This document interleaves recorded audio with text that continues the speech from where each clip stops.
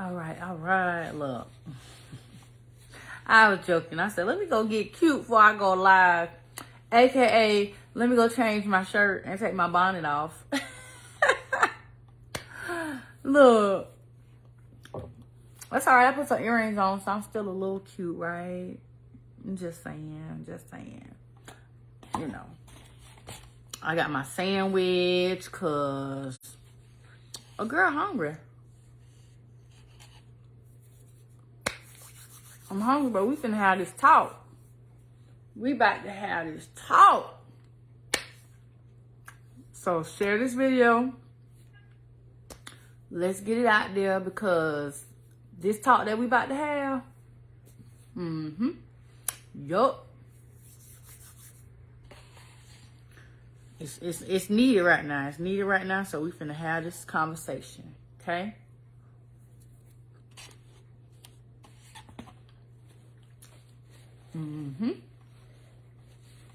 Yup. So before I get started, let me sip me some water. Look, wash my bread down. The bread I bought. Look, that's an inside joke. If you haven't been watching my lives and my posts lately, you don't know about this bread. So,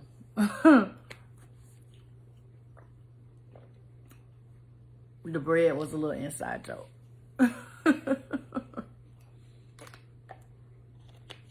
All right, so let me get started. So if you're watching this live for the first time, my name is Lady Bird. Some people call me Bird, whichever it was, whichever you choose. It does not matter, Lady Bird or Bird. Hey, Melissa. Hey, everybody watching. So my name's Lady Bird. I'm an HIV and AIDS advocate. I've been HIV positive. This year will be 15 years. I was diagnosed November 21st, 2007. I was in a marriage with someone who I dated previously to us getting married. We was friends before we dated. So it was not someone that was a stranger. This is someone who I was a friend with. I trusted. And I assumed that everything between us was mutual. I knew about him. He knew about me. I assumed that we had that mutual understanding. Hey, Linda. Hey. And Pamela. And so throughout our relationship going into marriage, I became pregnant after we got married. Went to my prenatal labs, and I found out that after I got my prenatal labs, they came back and told me I was HIV positive. Now, there is a whole story that comes with me telling you this. So feel free to look at old videos. Feel free to go to my website, which is pinned, which is a link here on this video, or just ask questions in the comments. You can do that. I'm okay with that.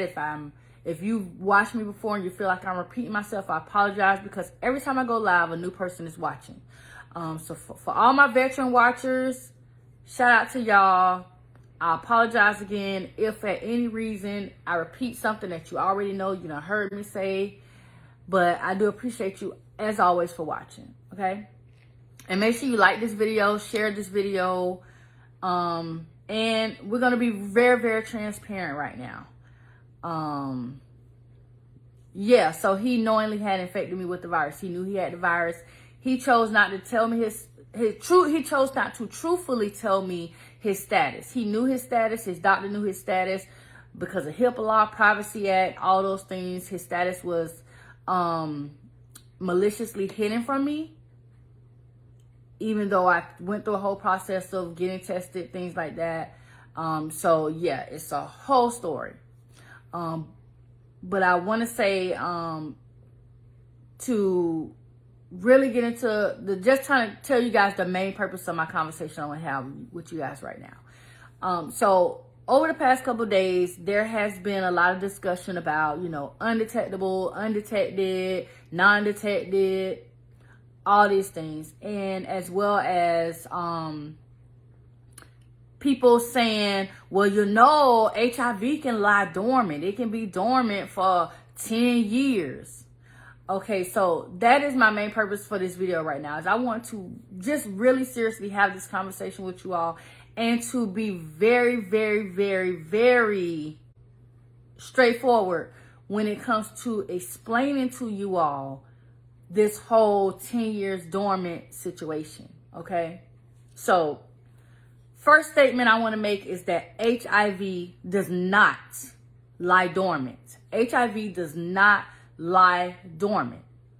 Once you are exposed with the HIV virus and you've been potentially infected with the HIV virus, you will know if, keyword here is if you go and get tested, you will know that you have the HIV virus anywhere from 3 to 6 months. Okay?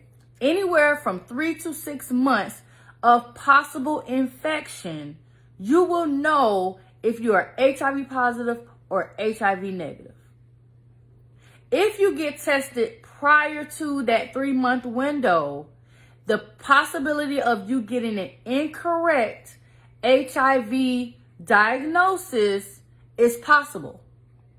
You can't go and have unprotected sex yesterday and go 2 days later and say, well, you know, I just had sex 2 days ago. I need to have an HIV test done. It don't work like that. There are some STDs out here like chlamydia, gonorrhea, and certain ones that you can go and have sex and then within a week you itching, you burning, you scratching because you got an STD. HIV does not work like that. HIV is not that fast, okay? It ain't gonna be no week, 2 weeks. It can take up to 3 months before you can get an accurate test, which is why most times if you go and get an HIV test done and it's about that 3-month window, if your test is negative, they typically will recommend you come back in 3 more months, which would be your 6-month window of testing. And they will say, well, come back in 3 months, a real retest. Usually once you go back at that 6-month mark, if you're negative, you're going to be negative. So there is no such thing as 10 years. Now, here's where I think the confusion comes in at. So what can happen and what does take 10 years is the symptoms that you will experience from being HIV positive and not knowing that you're HIV positive. So say, for example, you have unprotected sex, you get infected with the HIV virus, and you don't go and get tested. So you've had unprotected sex, you're infected, you don't know you're infected because you haven't went tested, and you continue on with life. You continue on with life so much that here it is 10 years down the road, you start getting skin lesions. You start getting sick with certain types of pneumonia. You start having just all these signs and symptoms, flu-like symptoms, cold-like symptoms. You start experiencing different things. That is what's happening. And then you get so sick that you have to go to the hospital. Because this is what happens. Most times, people who don't go and get tested, they get so sick to they're in the hospital because they don't know what's wrong. The doctor said I had the cold, but I took this cold medicine and it's still here. The doctor said I had a flu. They gave me this Z-Pack. This Z-Pack ain't work. So now here they are in the emergency room. The emergency room at this point is going to rule everything out. They're going to run all the tests. They're going to do labs. They're going to do X, Y, and Z. And guess what? In that, they're also going to get your consent to do an HIV test. When they do this HIV test, if you're HIV positive, it's going to come back. And typically what happens is this person who is so severely sick, it comes back telling them that they're not only are they HIV positive, but they also have an AIDS diagnosis because their T cells, your T cells, those white blood cells that help you fight off infection, those T cells are now low. They're under 200. Sometimes they're under 100. Sometimes I've met people who have told me that their T cell count was a 4. Listen, a T cell count is a 4. That means any infection that blows their way, any opportunistic infection that blows their way could potentially take them out of this world. They susceptible to everything with a T cell count of 4. Some people get down to their weight being under 100 pounds. This is what happens. And it's not because, oh, this HIV, it was dormant. It just decided to come out. No, the HIV has always been there. It's been there for 10 years or however many years. And guess what? That 10 years is not guaranteed. Sometimes people find out at a 7-year mark or 6 or whenever. It all depends on your body, and how well your T cells help you fight off infection. If you're a person who is pretty much overall healthy, you work out, you eat good, you do certain things, your immune system is a lot stronger than somebody who maybe sit at home, they smoke cigarettes, they drink, they don't work out, they have an unhealthy lifestyle. Everybody is different. So it could be very well that someone who is very unhealthy finds out way before that 10 years that, hey, I done had HIV all this time. So it's not that the virus just was in their body just hiding. Guess what? They didn't go get tested.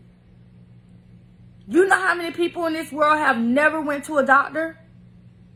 There are people in this world who don't go to the doctor, who have never had a yearly physical. There are women who have not ever had a pap smear done.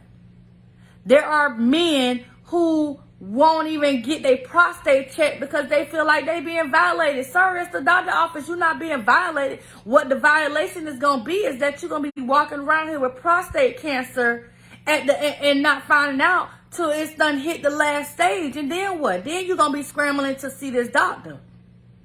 It's all about you. It ain't about nobody else. Don't be out here sitting here thinking that, okay, my partner went to the doctor and had their physical. They had labs done. The doctor ain't tell them they had nothing, so I'm good. That's not how it works. Because guess what? Your partner could be good all day, but you could be not good. So stop taking someone else's health and making it like it's yours. You know how many people out here are in a marriage that they are the committed person in the marriage, but their partner is not? You're not with nobody 24/7. Are you with your husband or wife or your girlfriend or boyfriend 24/7? No. And I'm not sitting here to say don't trust nobody, because guess what? That's who we are. We are humans. We are built to love and to trust and to nurture and care. That's who we are as humans. But at the end of the day, are you doing that for yourself first? Are you loving yourself first? Are you taking accountability for your actions and your health first? That's who matters first. You could be caring and nurturing and all this all you want to. But are you doing it for yourself first? Because if you're not doing it for yourself first, then you are wasting time. You are wasting your own time.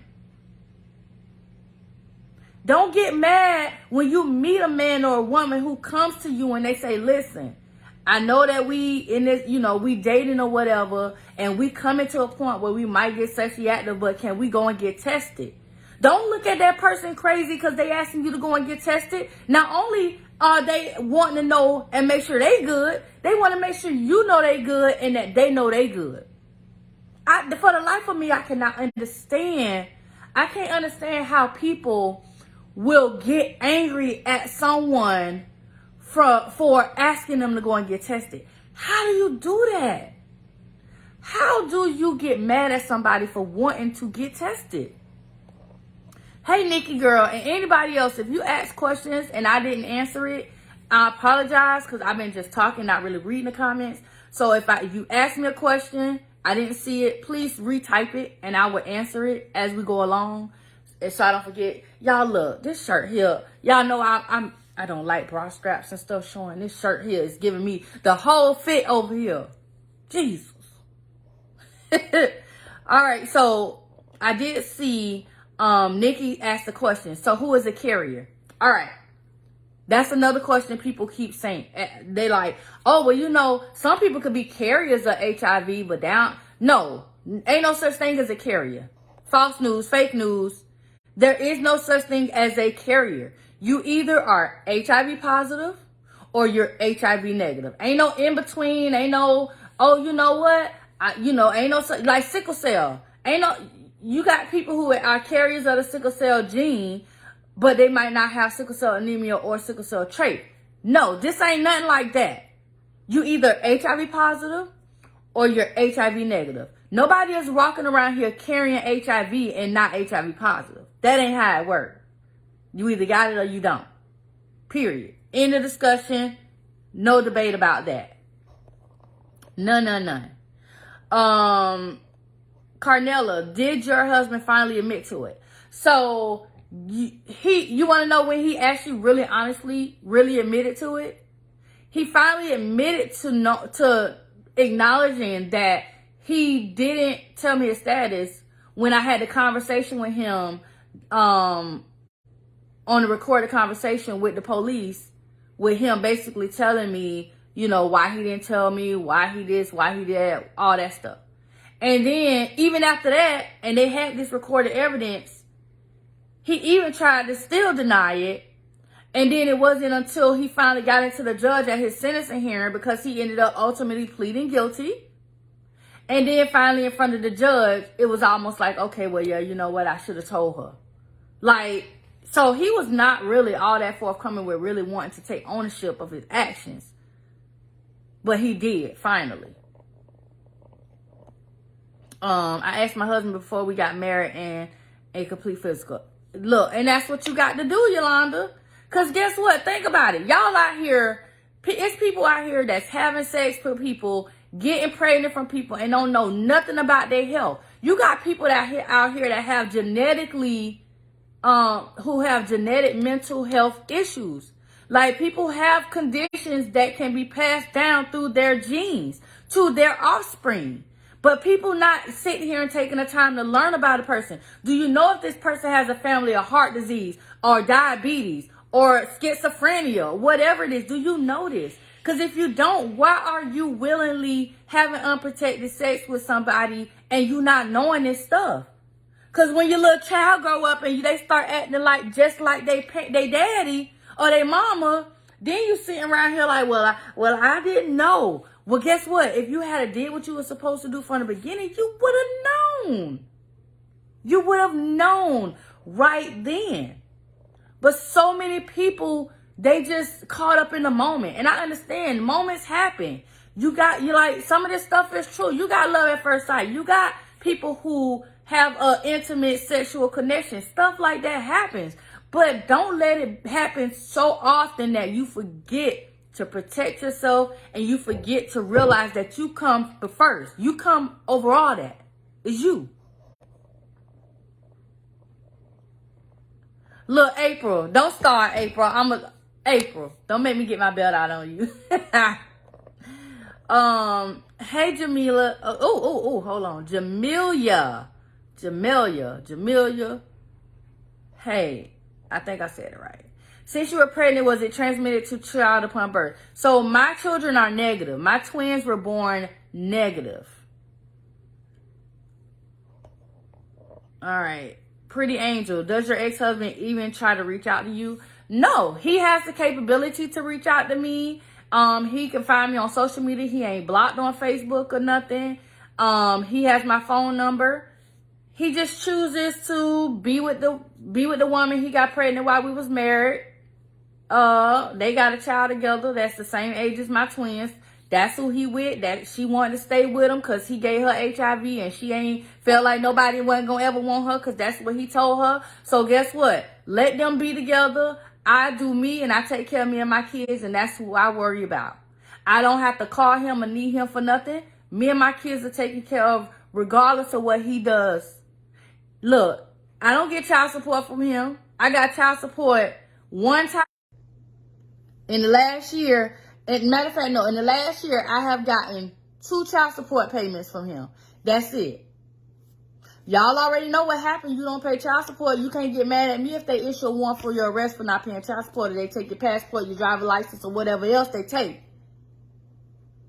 Because at the end of the day, I didn't make them kids by myself, so I'm not, as far as the government is concerned, in the state of Florida, in the state of South Carolina, I'm just saying. So no, he has never seen them in person. He has seen pictures of them, and I'm pretty sure he's seen pictures of them now older. But my personal Facebook page is private. So if he does now see anything of them, it's from this page right here. He follows this page. He does. He's a follower of this page. So if I go live or I post something, he has capability of seeing it. So, I mean, hey. Let's see. Hey, everyone. Hey, Miss Princess. Does she know his status? Does who know his status? The one he with now? Yeah, he gave it to her. He gave it to her. While we were married, he got her pregnant and he infected her. So yeah, she know. She told me out of her own mouth she know. When I called her and I told her, do you know that he is married? Why are you messing with a married man? Oh, by the way, even though you messing with, do you know he ain't got HIV? Well, yeah, And I asked him, did she get infected? And he told me out of his own mouth, yes. Because she told me that, he told me that I might as well stay with him now because nobody's going to ever want me now that I'm infected. I said, well, guess what, ma'am? He told me the same thing, but I walked away. If you want to stay, by all means, that's on you, but I'm not staying. And she's still with him. She was driving back and forth from South Carolina to see him in prison and everything. She was. It got so bad till I guess while he was in prison, all of his personal belongings were at her house. She left South Carolina to come visit him in prison, didn't tell her family where she was going. They went through his belongings and found my mama and my parents' house phone number. Now, in 2008 or 9, people really ain't around here with no house phones. They found my parents' house phone number in his belongings, and I just so happened to be home, and I answered the phone, and it was one of her, I don't know if it was her sister or her mama, whoever, and they asking me when they said her name, first thing I said, well, why the hell you calling me? They didn't even know who I was. They thought I was one of his relatives. And when I explained to them who I was and don't call my parents' house no more, I don't care where she at and what she doing, they ain't call that number no more. They didn't. So she with him, she know his status, she know her status.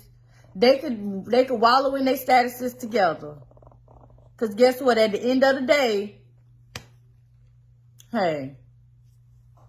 Cause guess what? They found I got a letter in the mail because they found bankruptcy together. He had so much debt. That because they were together in the same household, they filed a joint bankruptcy. And I guess he thought that bankruptcy was going to get rid of child support. No, bankruptcy sent that letter and said, we are sending you this letter to let you know that these two people are filing for bankruptcy. And it had both of their names, all their private information, socials and all, y'all. That they are filing for bankruptcy, but we are notifying them that child support is not allowed as a part of bankruptcy. That he is still obligated to pay his financial debt for child support. So guess what? Yeah. And I don't know if he's working right now. I know that typically when he's working, they taking child support out. But honestly, he probably not working. She probably taking care of him. She probably taking care of him like she was doing when he got out of prison. He didn't want to be there. This man, let me tell y'all something. This is how shiesty people is. And she a boo-boo the fool for even still entertaining with him. But this the deal. This man told me out of his own mouth that he don't want to be with her. He only with her because he ain't have nowhere else to go. His mama told him he couldn't come to Florida and live with her. He ain't have nowhere else to go when he got out of prison. So he went to her. He told me this out his own freaking mouth. So guess what? Whatever come with him to her, listen, my hands is washed of it. It is. Whatever she did dealing with him, she deserved it to the fullest extent. Because karma is real. Anybody who knows me knows that when somebody do something to me, that karma almost slapped them in the face instantly. It never fails. My parents used to think that I was crazy when I would tell them about the karma that when somebody did something to me and how stuff turned right back around on them until they start seeing it with their own eyes. Like, I'm just saying. Hey, Sabrina girl. So, I know that everybody would love it to be a thing of HIV, infecting somebody else with HIV is considered murder. Is not really considered murder because nobody is dying from HIV. People who are actually dying right now with the HIV virus are dying because they are just in denial, non-compliant, they not taking any medication, they just not want to do what they need to do. Those are the people that are dying. So if you find out, if you hear any story about somebody died of AIDS, it's because they just didn't do what they were supposed to do and they didn't want to do what they were supposed to do. That's why they dying. So that's why now HIV is not considered a death sentence and nobody can be put in prison for attempted murder or none of that.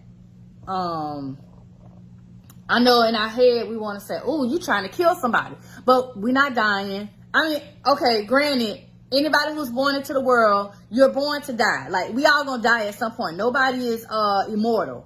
So, because you got somebody, listen, let me tell y'all, I come across a lot of people. Somebody will be sitting here and they like me. I'm real sarcastic and I think quick on my feet.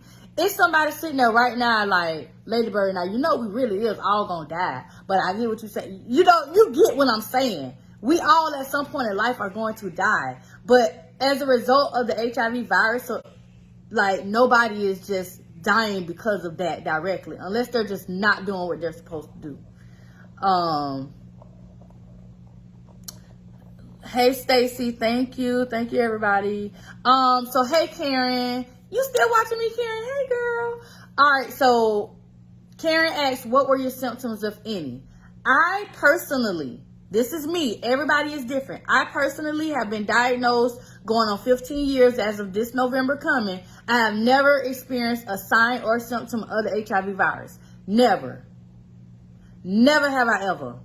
And when you ask most people who are HIV positive, they will tell you the same thing. They will tell you, I have never experienced any signs and symptoms. The only people who really experience signs and symptoms of the HIV virus or AIDS complications are people who just don't do what they're supposed to do. If you're taking a medication, you're doing what you're supposed to do, you'll be fine. Now, some people may experience side effects of the medication, as far as like certain medications may affect your liver, your kidneys, your pancreas. But once the doctor sees that this medication is doing that, they will try to find an alternative medication that won't cause as much harm to your vital organs. So that is really the only thing a lot of people deal with is side effects of the medication, not necessarily anything directly from the actual HIV virus or AIDS complications. Let's see. Girl, Lil Precious say it ain't that much love in the world. It ain't, honey. Is he taking his meds or still infecting people? Ayana, honestly, boo, I don't know. And at this point, I feel like I'm not going to necessarily say I don't care, because I do care. But I just feel like at this point, if people not smart enough to do their research and to learn about people who they dealing with, I don't know what to tell them. Like, literally, like, let me just tell you. So I get on this Clubhouse app, right? I'm on there all the time. This one girl be on there all the time talking about, oh, I don't get on here and tell my personal business. Don't nobody know my real name. Don't nobody know nothing about my family. I ain't never posted my kids, my mama, this and that and the other. Guess what? She got her Instagram linked to her page. Granted, all her Instagram pictures are her picture. But guess what? Just from scrolling her pictures and seeing one picture where she hashtagged her last name and her mama name, all I had to do was go on Google and put in her mama first and last name and the city and state they was in. And boom, now I know your mama first and last name. I know your whole name because you already told everybody on Clubhouse when your birthday was. So, like, listen, it's real easy for people to just go out. And I'm telling y'all this because I'm telling y'all it's real easy for somebody to just go out here and go on Google and get the information if you really, really want it. So don't be out here saying, oh, well, they didn't tell me this or they didn't tell me that. It's so many resources out here for you to find this information. It really is. So if he's out here doing it, I will hope that if he's out there while he's still with this woman, if he's still out here sleeping with other people and cheating on her, that these people are at least being proactive enough to ask about testing, and are at least if you're going to have sex, have protected sex, something.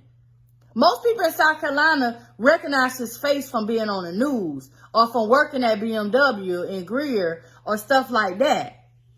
But, you know, how much prison time did he get? So someone asked how much. So he was in prison he served 4 years. He was sentenced to 5 years. The state of Florida, the maximum sentence is 5 years. He was in there for 6 months, so he got 6 months of time served. And he got early release for 6 months good behavior. So ultimately, he only served 4 years. He was released March of 2012. And then once he was released, a couple months later, he was given 2 years probation because in the midst of him getting arrested, another woman came forward, filed charges, but then she decided not to pursue the charges. So what happened is the state of South Carolina saw that this was initiated, and instead of them taking him through a whole nother whatever, they just gave him 2 years of probation instead of putting him back in prison. So he did that after he was released. And the crazy part about that is his family thought I did that. His family thought that I had did that. I'm like, I can't do a double jeopardy. I can only have him charged one time for me. I can't do a double jeopardy on him. And because his sister in Brooklyn, New York, called my phone. What you done did now? Why are you calling my phone? I literally was pregnant with my youngest daughter at the time. I was pregnant with my youngest daughter. And I was at a doctor's appointment with my son getting him new leg braces. I remember this because when she called me, I didn't know what she was talking about, and I cussed out and hung up the phone. And then I said, you know what? Let me go on Google. So I went on Google, put his name in, and when I seen it, I literally jumped up.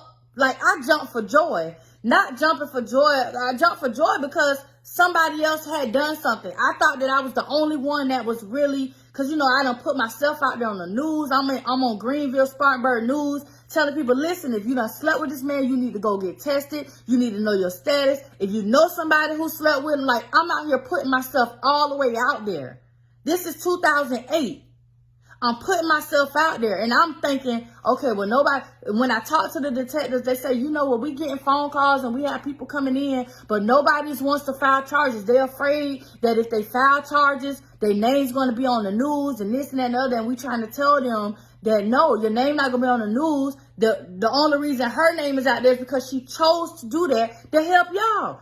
And they told, the sheriff told me, he was like, he told one lady, if she hadn't come forward, would you have even known?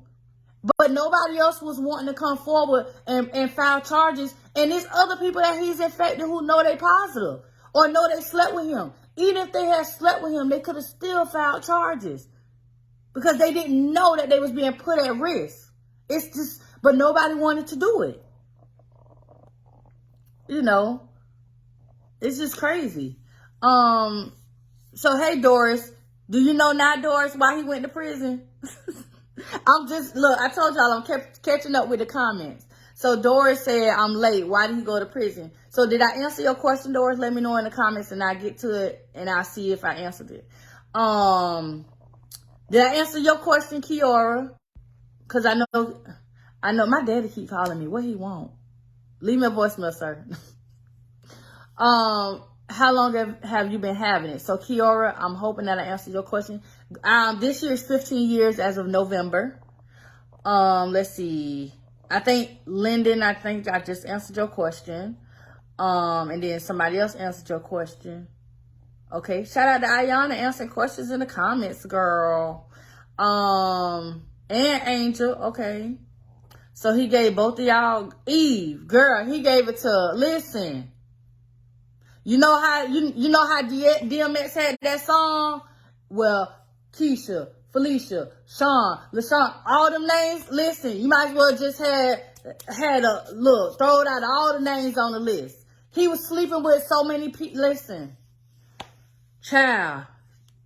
He worked at this company. He worked at BMW Manufacturing in Greer, South Carolina.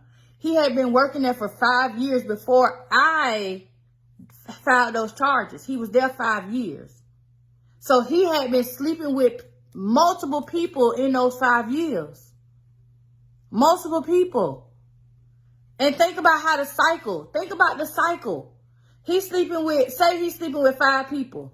Say each one of them people sleeping with somebody. So now you got 5 people, plus they sleeping with somebody. So now you got potentially 10 people. What if them people cheating on them people? What if them people, like, the cycle just kept going on and on. Let's see. Do you have to explain yourself to people you're dealing with about your HIV? Now, honestly, Kiara, the only people I have to really tell my status to is somebody who I'm going to have a serious relationship with or who I'm going to be sexually active with. If I'm not going to be in a serious relationship with you, we just going out, we having fun, we eating, and we ain't kissing, we ain't doing none of that. I don't really, honestly, I'm not obligated to tell nobody that. If it's just going out and nothing that's going to be serious, no. But if I'm going to go past a friendship or dating and having sex and all that, then yes, I'm the type of person, I'm upfront. Because granted, I'm on here on social media, people know my status. When I'm out in the public, people recognize me, but not everybody knows who I am. So if I meet a guy who says they're attracted to me or they approach me with asking for my phone number or taking me out or whatever, I'm so bold with it now that I don't allow people to get attached to me. I don't allow people to get attached to me. I don't allow people to even feel like I'm attempting to mislead them in any kind of way. So when somebody asks me for my phone number or they showing interest in me, I just tell them straight up, well, I understand you saying this, that, and the other, but I just need you to know I've been HIV positive for X amount of years, and this is what happened. I get them the real short version of what happened, and I give them the choice. If you still want to go on a date, cool, I'll go on a date. If not, then we move on. I have people who have approached me in that manner, and I tell them, and they're like, I don't think I really want to deal with that, but can we still be friends? I have people I've been friends with for years who approached me in that manner, and we never dated nothing because that was their choice, but we still like close friends. So me personally, I'm always upfront about it. Everybody's not me. Some people don't want to tell their status. And when I do encounter people who are afraid to share their status, I tell them, listen, if you don't want to have to go through wondering if somebody is going to blurt your status out and tell the world your status, there are HIV positive dating websites that people can go on. There are dating websites for people that have STDs, period. Herpes, whatever herpes is one of the, literally, people don't realize how many people in this world have herpes. There are people who have herpes that they ain't gonna ever tell you they got herpes because they feel like I ain't having no outbreak, so I don't need to tell nobody. I feel like people with HIV are way more transparent than people who have herpes, if you want to be honest. And you can get herpes with wearing a condom. People can transfer herpes with wearing a condom. Because herpes can be in your pubic area and on your mouth. So I feel like, as far as I'm concerned, people who are HIV positive have way more transparency. Let's see. I'm scrolling, y'all. I'm trying to keep up. Y'all typing too fast. Let me see. Do your new husband have it? So, Sharon, everybody, let me put this out here, okay? So I was in a relationship. I just ended a relationship that I was in for the last 2 years on June the 12th, okay? June the 12th, I was in a relationship. I met this guy, okay? We started dating. We ended up getting into a relationship. And it just became a thing of, okay, well, we felt like we were going to be life partners. I never wanted to get remarried again. I've been married twice. I've been legally married twice. So I told him, I was like, I don't want to be on nobody papers no more ever again. He didn't want to get on nobody papers ever again in no courthouse to get married. So we was basically married, but not on nobody's paper. Okay? Because I felt like he wasn't going nowhere, I wasn't going nowhere. We was making life plans and stuff like that. But then things started getting very, very weird for me. Things started getting very weird for me because I started seeing certain characteristics in him that were throwing red flags up. You know, sometimes they say it could take you years to know a person, to really know a person. So that first year, everything was all smooth, you know, but then that second year come around and it's like, wait a minute. Like, he started acting real narcissistic. And I had never really paid attention to people who had narcissistic ways. Like, I had never really paid attention to it. You hear people talk about, oh, that person has narcissism, this, that, and the other. And then I end up just researching more about it, understanding more about it. And I'm like, oh my gosh. Because what he started doing was blaming all the stuff that he had going on me. Oh, because see, now, in California, you can legally smoke marijuana. So I'm the reason why you buy more marijuana and spending more money on marijuana. How? I made you gain 30 pounds. How did I make? So what you're saying is I locked your ass up and I just stuffed food down your mouth and made you gain 30 pounds. How is you gaining weight and smoking more weed my fault? And how is it my fault that you stop exercising or you stop doing certain stuff? Like, sir, like, I was so mad, y'all. And if y'all paid attention to my page, look, who's about I'm stressing him out? I could see that little pop-up comment. I wasn't stressing him out because, first of all, he was in California. I was in Florida. So it was long distance. I was literally spending money and going to California. If y'all paid attention, if you followed me and you saw me post pictures of him, he is in a wheelchair. Yes, he was HIV positive, and that was no secret. He's in a wheelchair because he had a spinal injury. You know how I talk about people who didn't take their medicine? So he was not at a point in his life after he got diagnosed. He was in denial. He was in denial. He was not taking his medication. And as a child, he had juvenile arthritis. So as an adult, when you've dealt with something that is so fragile when it comes to your bones as arthritis and any osteo issue, the virus, the HIV virus that he would not take his medicine for affected his spinal cord. It affected his spine and it was attacking his spine. So he ended up losing his mobility in his legs because the HIV virus attacked his spine. And that's how he ended up in a wheelchair. He's only been in a wheelchair about four years, I say. And so, you know, but my thing is, sir, like, he had me so pissed off when he started telling me this stuff. I just said, you know, like, I cut him off cold turkey. I kid you not. Because one day on June the 11th,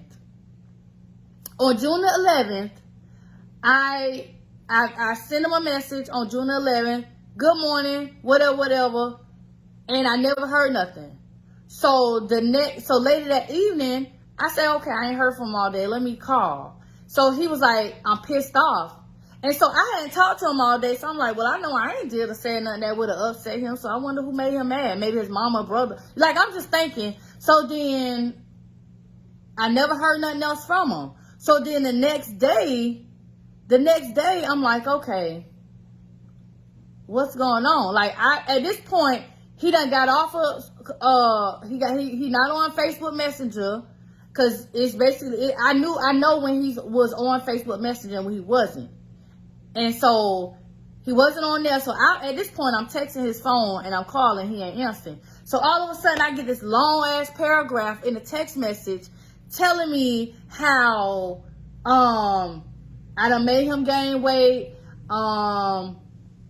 He, like, basically when it all boils down to it, he was blaming his weight gain and his weed smoking on me and made me feel like he had wasted 2 years of his life with me. And like, I didn't care about his feelings. I only was worrying about myself. So when I read that, I just immediately cut him off from everything. I cut him off from my phone, my social medias, whatever. I completely cut him off. And if anybody was following me during that time period, like my mama's birthday was the next day. And I did celebrated my mom's birthday with her. But that whole following week, almost 2 weeks after that, I was sick. I was sick physically and I was sick emotionally. Because, and I'm going to try not to cry, y'all. I feel it coming. I was sick physically and I was sick emotionally because I put so much into that relationship. I did. I put so much into it. I put so much transparency. I put my kids into that relationship. Like, it wasn't just me out here trying to meet somebody so I wasn't alone. I was literally out here. I went on a freaking dating site for people who are HIV positive. Because y'all know, I've dated people who are negative before. I've dated people who are HIV negative. And I said, you know what? Maybe I need to go ahead and just give in, find me somebody else who's dealing with the same thing I'm dealing with and live life.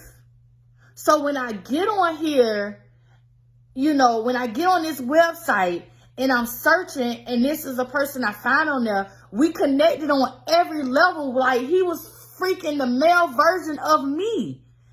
I was 3 weeks and 5 days or so older than him. He a Taurus, I'm a Taurus. But we was complete opposites. We never clashed when it came to our astrological signs and all that crap, which I don't try to look too much into astrology when it comes to that. But I'm just saying, you know, sometimes two people clash. We wasn't clashing. We wasn't none of that. Everything was so, like, almost, like, now I'm looking back on it, it was almost like it was too perfect.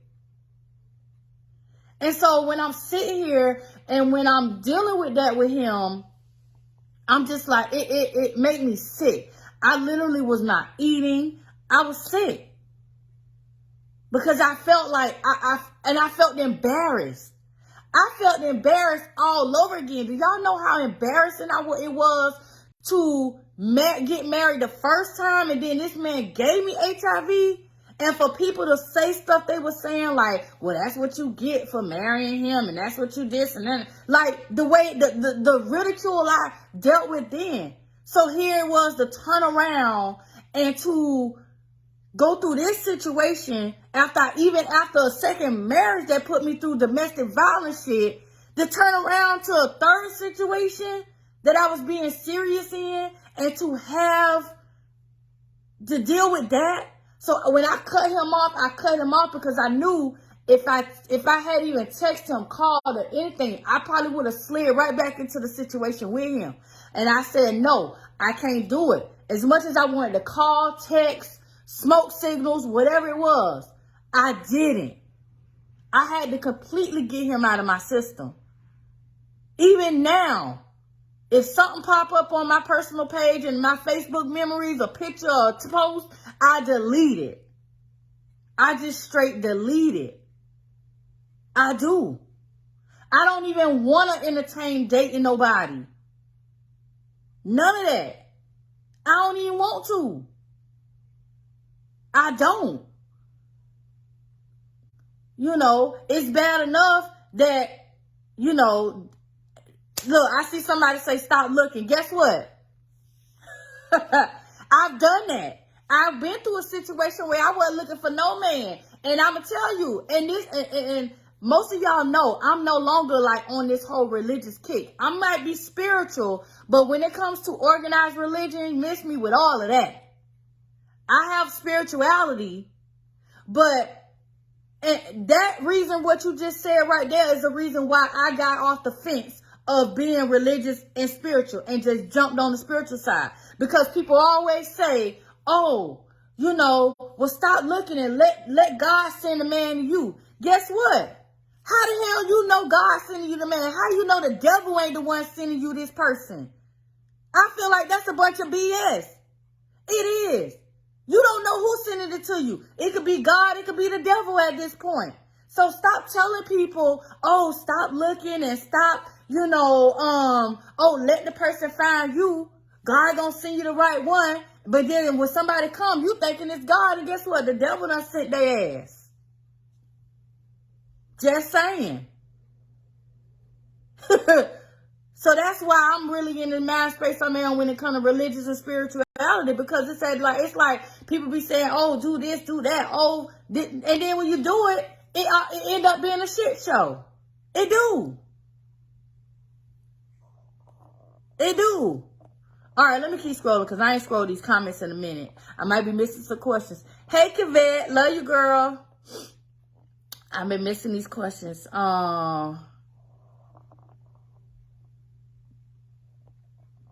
Helen say, why are you entertaining what he does long as he gets a job, take care of responsibility of his child? And that's what I do. I don't entertain it. And he has children too. Plural, multiple. So no, I don't entertain him and care what he's doing. Long as if the child support come. If it don't, it don't. I don't worry about it. I don't worry about it at all. Let's see. Yolanda say some people can handle it better than others mentally, physically, emotionally. Yep, you're right, girl. Michael up there making noise, y'all. He talking his little booty off. The girl's gone with Nana. So a couple of people are asking me, how did I get the virus? So just really quickly, if you're watching right now, you came in the middle. You like, wait a minute, how we get here? So, and I'm gonna give y'all the fast version. So keep up, okay? Because it's on my page. It's all over my page. So you can find it. But I want y'all to keep up because I'm finna go give you this timeline in a fast way because I don't want it to be me explaining it in this long, drawn out way. All right. Boom.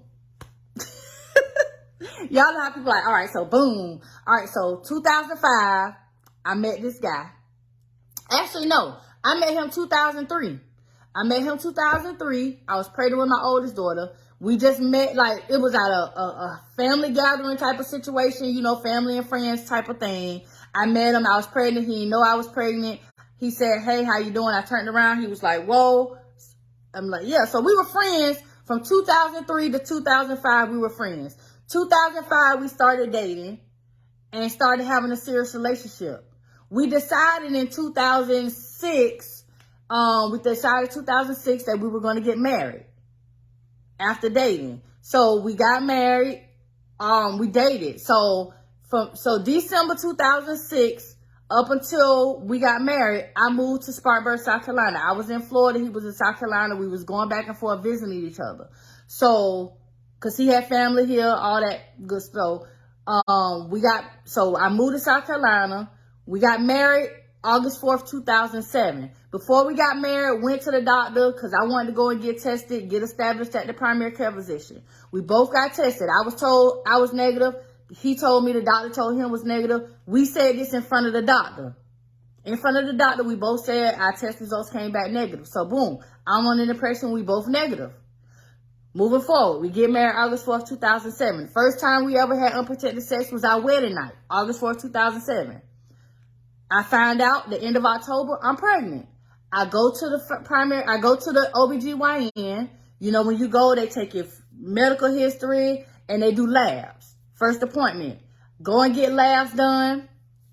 And okay, my next appointment is the Monday after Thanksgiving. That year, Thanksgiving was November 22nd, 2007. I had to go into the doctor November 21st, 2007 because I got sick, nauseous, and dehydrated. I go in. She's giving me IV fluids and nausea medicine for being dehydrated. She says, oh, since I have you here, can I discuss something with you? Ask him to step out of the room. He steps out of the room. She comes back in. Well, I got your labs back and everything's okay except one thing. And I'm like, okay, what's wrong? Am I diabetic while I'm pregnant? Well, no, your labs come back and say you're HIV positive. At that moment, because there were other red flags that had taken place prior to that were really not red flags. They were just kind of things that when it was addressed or brought to me, I addressed it. Everything was supposedly fine. And she said, well, you want me to tell him you got HIV or you want to tell him? I say, no, you tell him because if I got HIV, he gave it to me. She bring him back in the room. She tell him he act nonchalant like nothing ain't ever, like, okay. We get in the car. He tell me don't tell nobody. He said, we'll get through this. We'll work this out. At that point, I already knew he had it. I already knew that while we sitting in front of the doctor, that means, okay, since we done sat in front of this doctor, that means you done sat here and basically lied to me in front of the doctor. So you know when they say what's done in the dark come to light, everything just shines so bright. Everything started shining bright. I filed charges against him because what he did to me was a crime in many states in the United States, including Florida and South Carolina.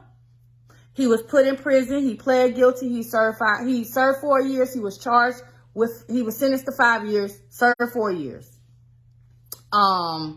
He has knowingly infected others.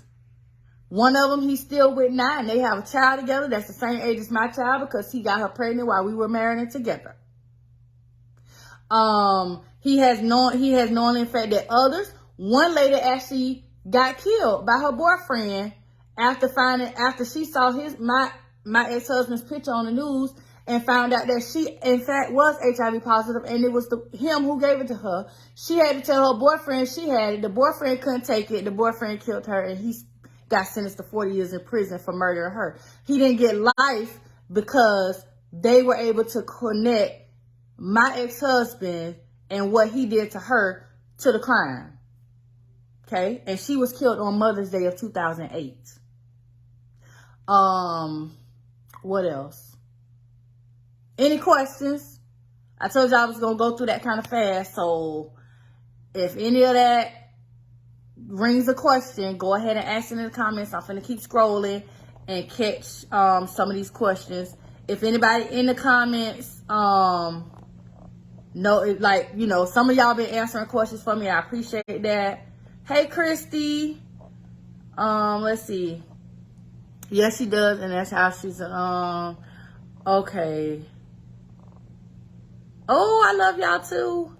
Let me see. Thank you, Nana. Is it Nana or Nana? You know now these grandmas be liking to be called Nana, so naturally if I see N-A-N-A, I'm gonna say Nana. Hey Nana or Nana, I don't know which one it is. Let's see.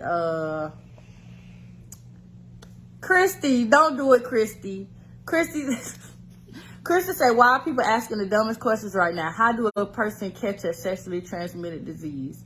You know what, Christy? I used to get so irritated when people would ask questions that would be almost like common sense questions, like, what you mean? Did you just ask that? But then I had to learn that, honestly, a lot of people really don't know a lot of the answers to certain questions. Like, a lot of people just don't. So that's why I had to get to the understanding where if I have to repeat myself, I'm okay with repeating myself. I used to get people tired of me repeating myself. Why you keep telling them that? You already said it. Make them go find the answer. And I had to just say, no, I got to really, break it down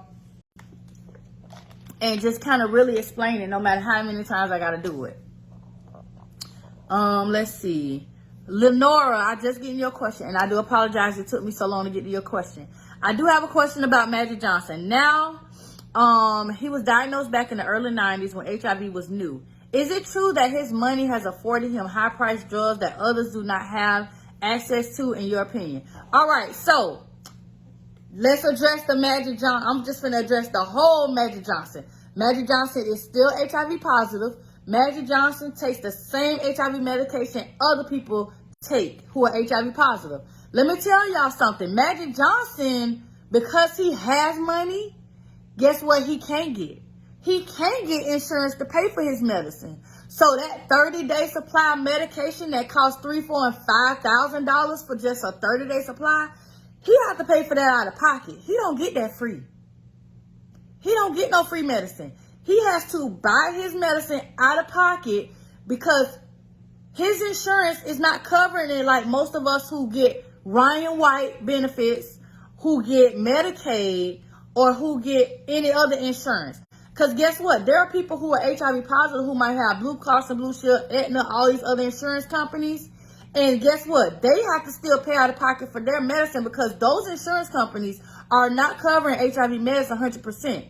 When I was first diagnosed, I believe we had Aetna insurance because I was still married to him. We had Aetna. My copay for my medicine was $60. So I didn't even get my medicine covered 100%. So he's still HIV positive. He ain't cured. He taking his medicine just like everybody else. So yeah, he got to pay for his high priced medicine. Because guess what? It ain't that it's high price. It's all high price. The least expensive HIV medicine is probably $3,000 for a 30-day supply, and it can go up to the 5, 6, and 7,000 depending on the company that makes it and what they price is for it. Let's see. Thank you, Akeisha.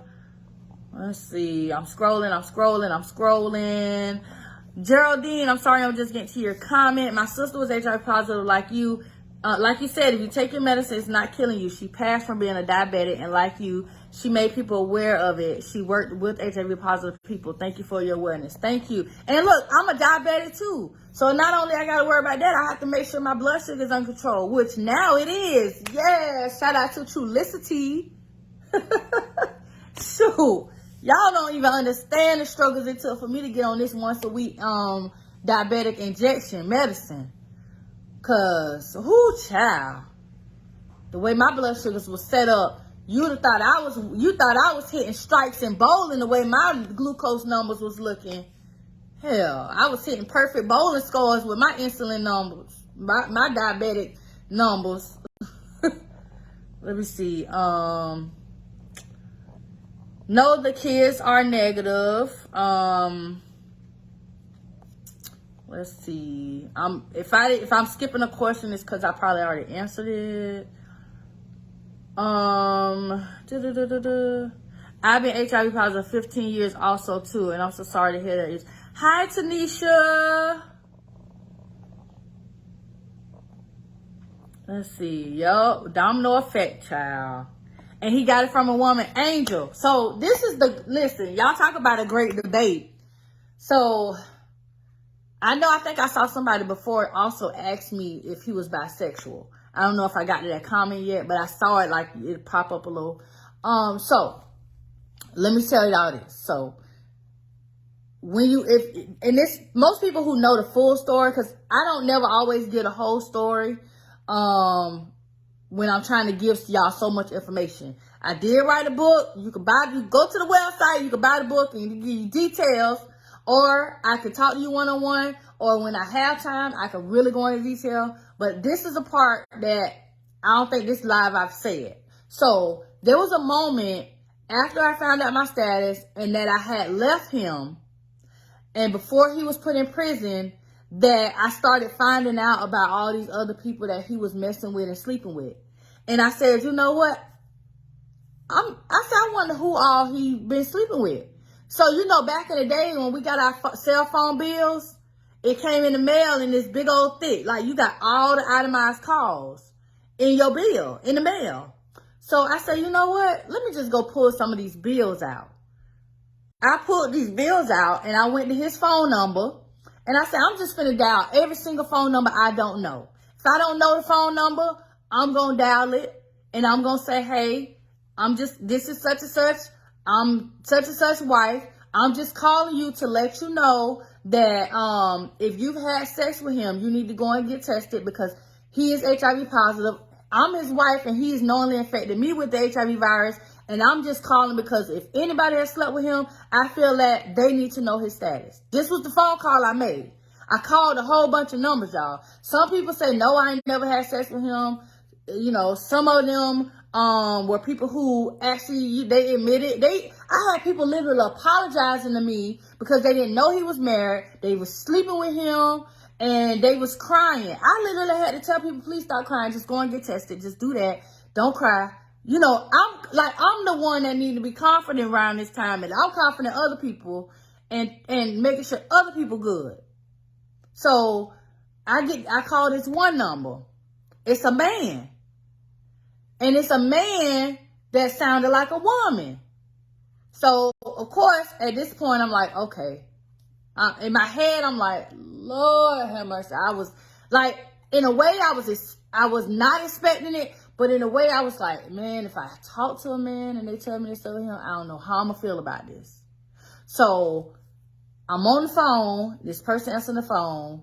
Hello, you know, in their voice. And I started explaining it to them. And that person they was like, oh, wait a minute. You sure? You his what? His wife? Wait a minute. So you mean to tell me he actually like women? I ain't even think he liked women. And I'm just sitting there I'm sitting there, my mouth on the floor, y'all. This person is just sitting there. Then I'm like, wait. And they was like, well, I ain't know he liked women. He told me he ain't even like women. And yeah, we been sleeping together and this, and this, and this. And he ain't told me nothing. This person is telling me this, y'all. And I'm just sitting there my mouth on the floor, shocked. So I did talk to a man who said they had slept with him and didn't even know that he liked women. So fast forward, he's out of prison. Fast forward the conversation. He's out of prison at this point. We sit down one day on the phone and we have about a 2-hour conversation because I say, you know what? I feel like we need to get a lot of stuff out in the air. I say everything move fast with you going to prison, me doing this. I say everything move fast. I say I feel like we need to sit down one-on-one and we need to have a conversation. So in that 2-hour conversation with him, I say, you know what? I say, I know that people done probably told you that I say that I talked to a man on the phone. I say, and I'm going to tell you too, I talked to a damn man on the phone. And his whole, even his whole thing is, well, I don't know who you talk to and this and that and the other. He is just up and down telling me he don't know who I talk to.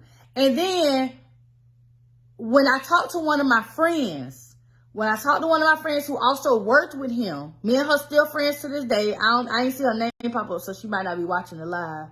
But when I talked to her, she said, you know what? Because I told her, I was like, girl, I talked to a man. And she was like, you lying. She was like, Renee, you lying. I was like, no. She said, you know what? Now that I think about it, it have been times at work when he would he would do certain kind of stuff where his mannerisms would act kind of weird. And I was like, you know what? This too much. I told her straight up, I said, you know what? This is just too much. This too much. I told her, I said, this too much. And it was just, so far as I'm concerned, I know who I talked to. I know what that person said. If he want to continue on with the whole story of he don't sleep with no men and he don't like me, that's on him. But I know who I talked to. Okay? So I'm going to just put that out there. So who he got it from, I don't know. I know that person he didn't get it from. He had it before that person. But I don't know if he could have got it from a man or a woman. I know of 3 people that he dated before he and I dated. So I know of at least 3 people he was dating before and I know when he was diagnosed. So he was diagnosed August of 2002. I met him September of 2003.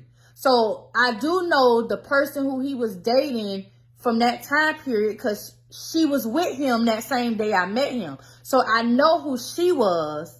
And I don't know if maybe she could have been the one that infected him. And at that time, when he found out, he just stuck around with her. I don't know. Or I don't know if it could have been somebody before her who did it. So, you know. But at this point, it's just, he's not going to give all the answers that we would wish that he would give. He's not going to do that. He's not going to tell us everything.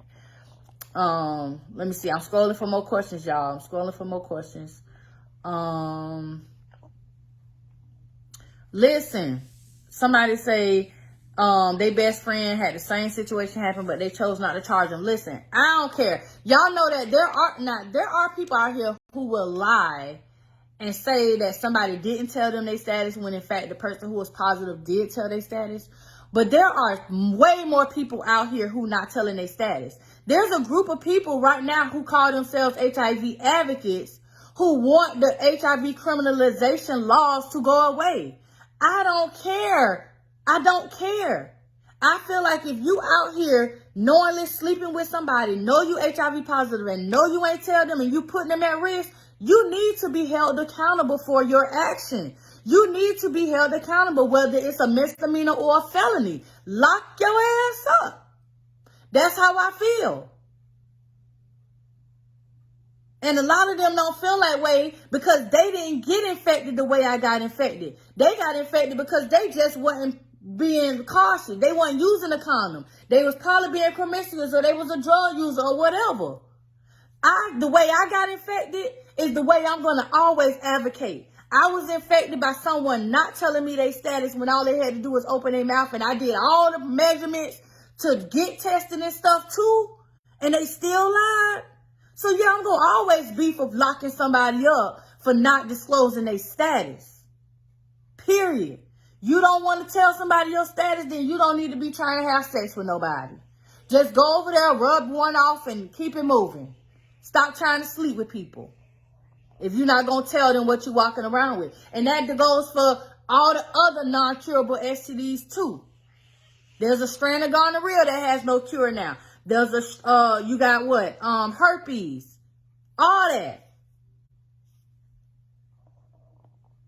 And it ain't just the men, it's women too. I'm not going to put it all on men. It's men and women doing it. Men and women. And people knowing they doing it. I get, you know how many messages I get from people saying, oh, I know somebody who ain't telling people their status and they just sleeping with them. And I guess what I tell them? I say, well, if you know, call the health department, get them their first and last name. If you know who they sleeping with, give them their name. And let the health department call everybody to come in and get tested. Because the health department will do it. The health department will not only call you, they'll show up at your door. We need you to come to our office to get, we need to talk to you. Tell the health department on them. If you're afraid as a friend to approach them and tell them they wrong, call the health department. Shoot. Let me see. I'm scrolling these comments. I'm probably way so off. I'm probably way behind with these. Star said, can I disclose this? You can disclose his status. I can disclose anybody's status who is not only public with their status, but who has also said that they don't care if people know that they're HIV positive. So, for example, if I'm dating somebody and the person I'm dating says, I don't care if they know if I got it or not, guess what? If somebody asks me, yeah, I'm dating somebody else that's HIV positive. That ain't no... Guess what? One thing, I would never disclose somebody's status who is not open about their status and people don't know their status. I would never do that. Never, ever, ever. But if somebody tell me, yeah, I don't care if you tell, especially if I'm dating them. If I'm dating somebody and they know, like, because I date a lot of people. I've dated people who who never wanted me to disclose their status or whatever. And I would never discuss their status. Or I'll just be like, okay, well, yeah, they negative. Whatever it is. You will never know. Unless I just openly say, yeah, this person I'm dating is positive. And they know. Because everybody who I date knows that I'm public with mine. They know I'm an advocate. So, unless I just outright tell you, you'll never know if somebody I dated was actually negative or not. It ain't your business. Unless they done told me, yes, you could tell whoever if they asked, I'm positive. So, yeah. Who is that talking about, but y'all still deadly? I ain't deadly. Now, I'm deadly if I had a trigger weapon in my hand, I'm deadly. But ain't nothing deadly about me, baby. Because at the end of the day, if you really want to be real about it, everybody deadly. You probably walk around here with a damn staph infection and don't even know it. On your skin. So at this point, everybody could be deadly. So what do you mean? That was ignorant. Anybody could be deadly.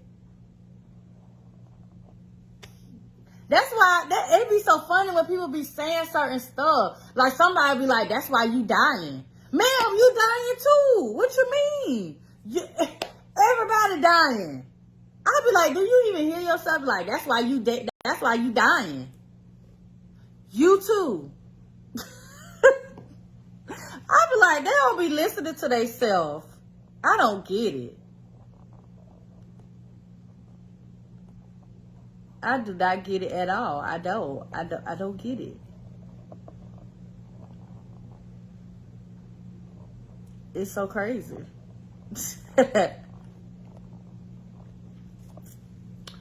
Oh, goodness.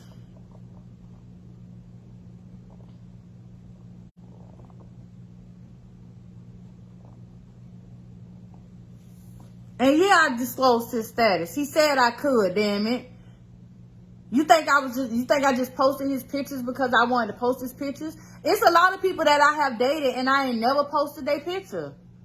You know how many people I done dated? Nobody ain't ever seen their picture, but they know I'm in a relationship.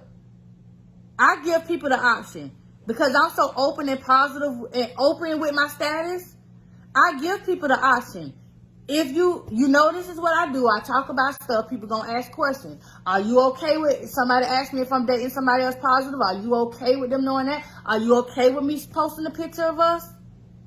I ask those questions.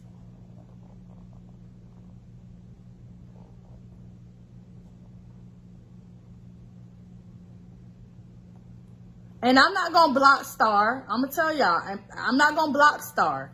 Because you never know. Sometimes when videos and stuff like this happen, sometimes people watch it and their first instinct is to make an ignorant or negative comment. But once they start watching the video, they might start getting some learning and understanding. So I'm not going to block Star just off of the strength of that. Because a lot of people do that. And then they realize, oh shit, this is really some serious shit. So I'm not going to block Star. I'm not going to feel no kind of way about it. Because I want the information to get out there. I want people to understand this is real life and this is what happens. Just because I'm HIV positive don't mean I can't date somebody. And again, if I'm dating somebody and I'm out here and they telling me, okay, yeah, you can post pictures, then that's it. I make sure I do what I'm supposed to do. You know. So that show y'all how far back in these damn comments I am. I'm way back in here on the part about the smoking. Jesus, let me scroll. I'm trying not to miss y'all questions, but I'm going to have to catch up. Let me see.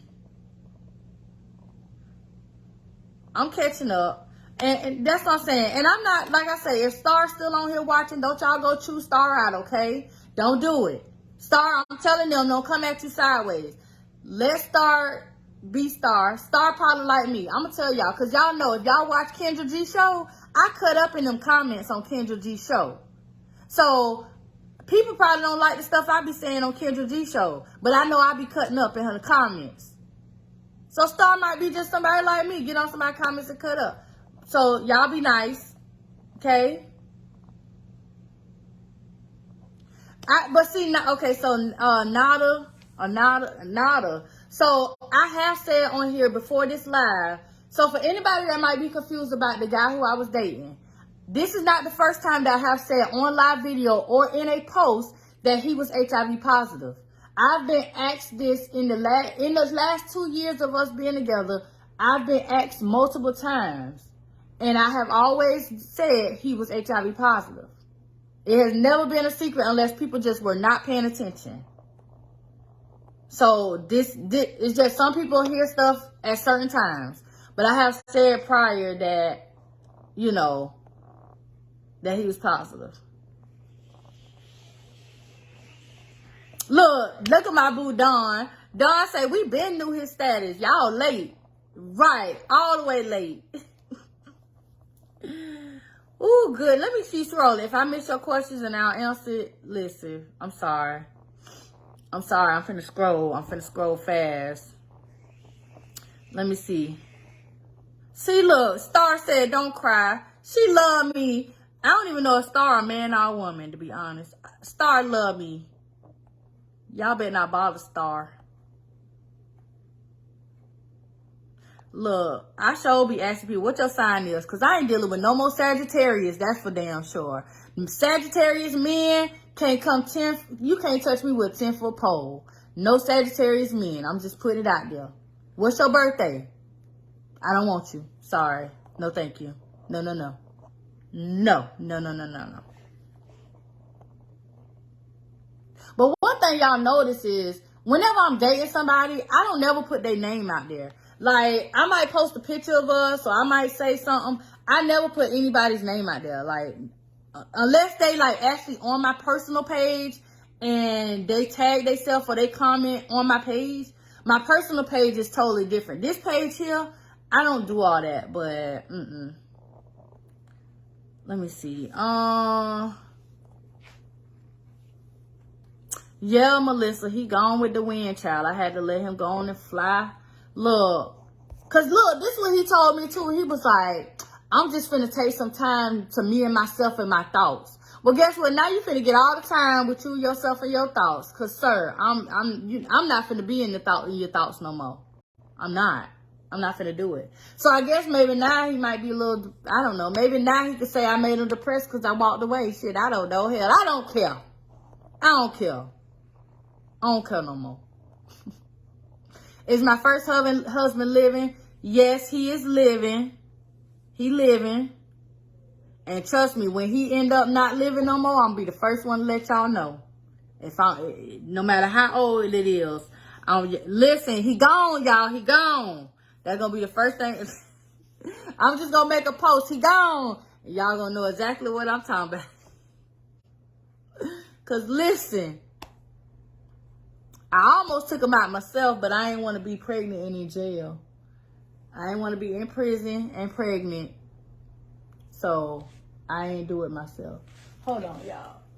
Oh, I thought I saw a card.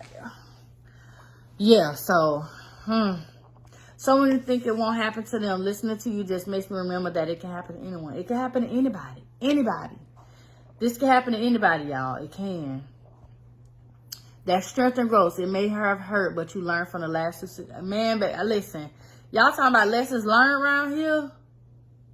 Lessons learned. I'm talking about, child, lessons all the way learned. All the way learned. One thing I can say that he did bring into my life was taking meditation seriously. Taking meditation seriously and really, like, focusing on my breaths and that whole thing.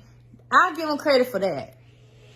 Even though I fell off of it, I don't really meditate and stuff like I was.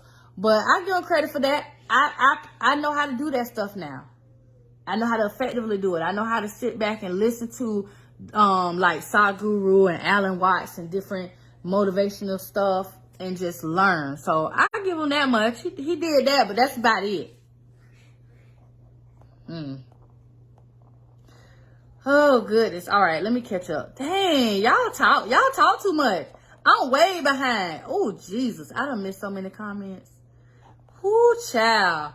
Listen, I'm gonna go. If I miss your comment, I apologize. I'm so sorry. Some of them I seen when they popped up. Child.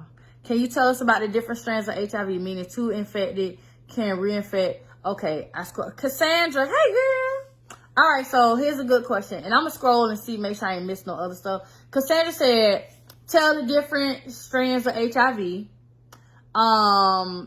And talk about people being reinfected. All right, so if you don't know, because a lot of people don't know, there are two types of HIV. Okay, y'all ready? Y'all got your pencil and paper out ready?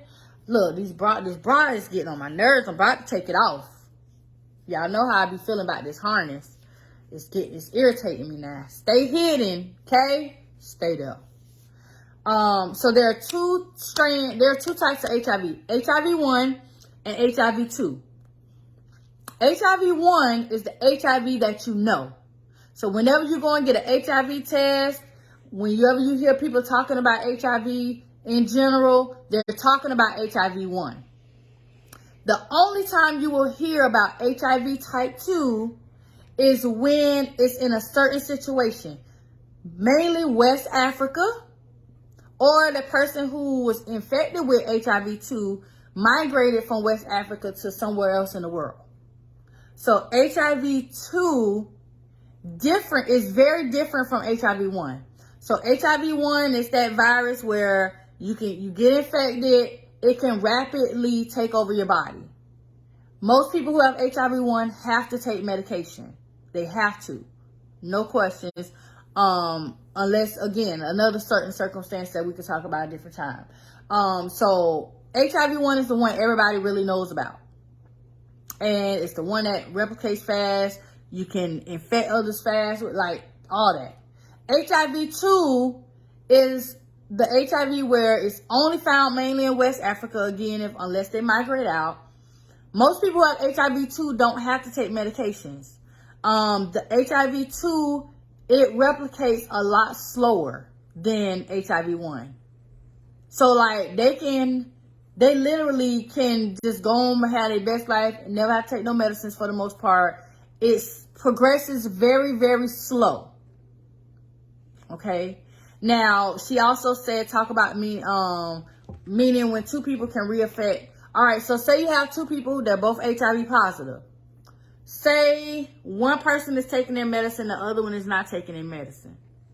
The person who is not taking their medicine can, the reinfection can happen. So what happens is, because the person who is not taking their medication, the HIV virus is running rapid in their body. When they have unprotected sex with that other person, they can cause what's a reinfection or a super virus.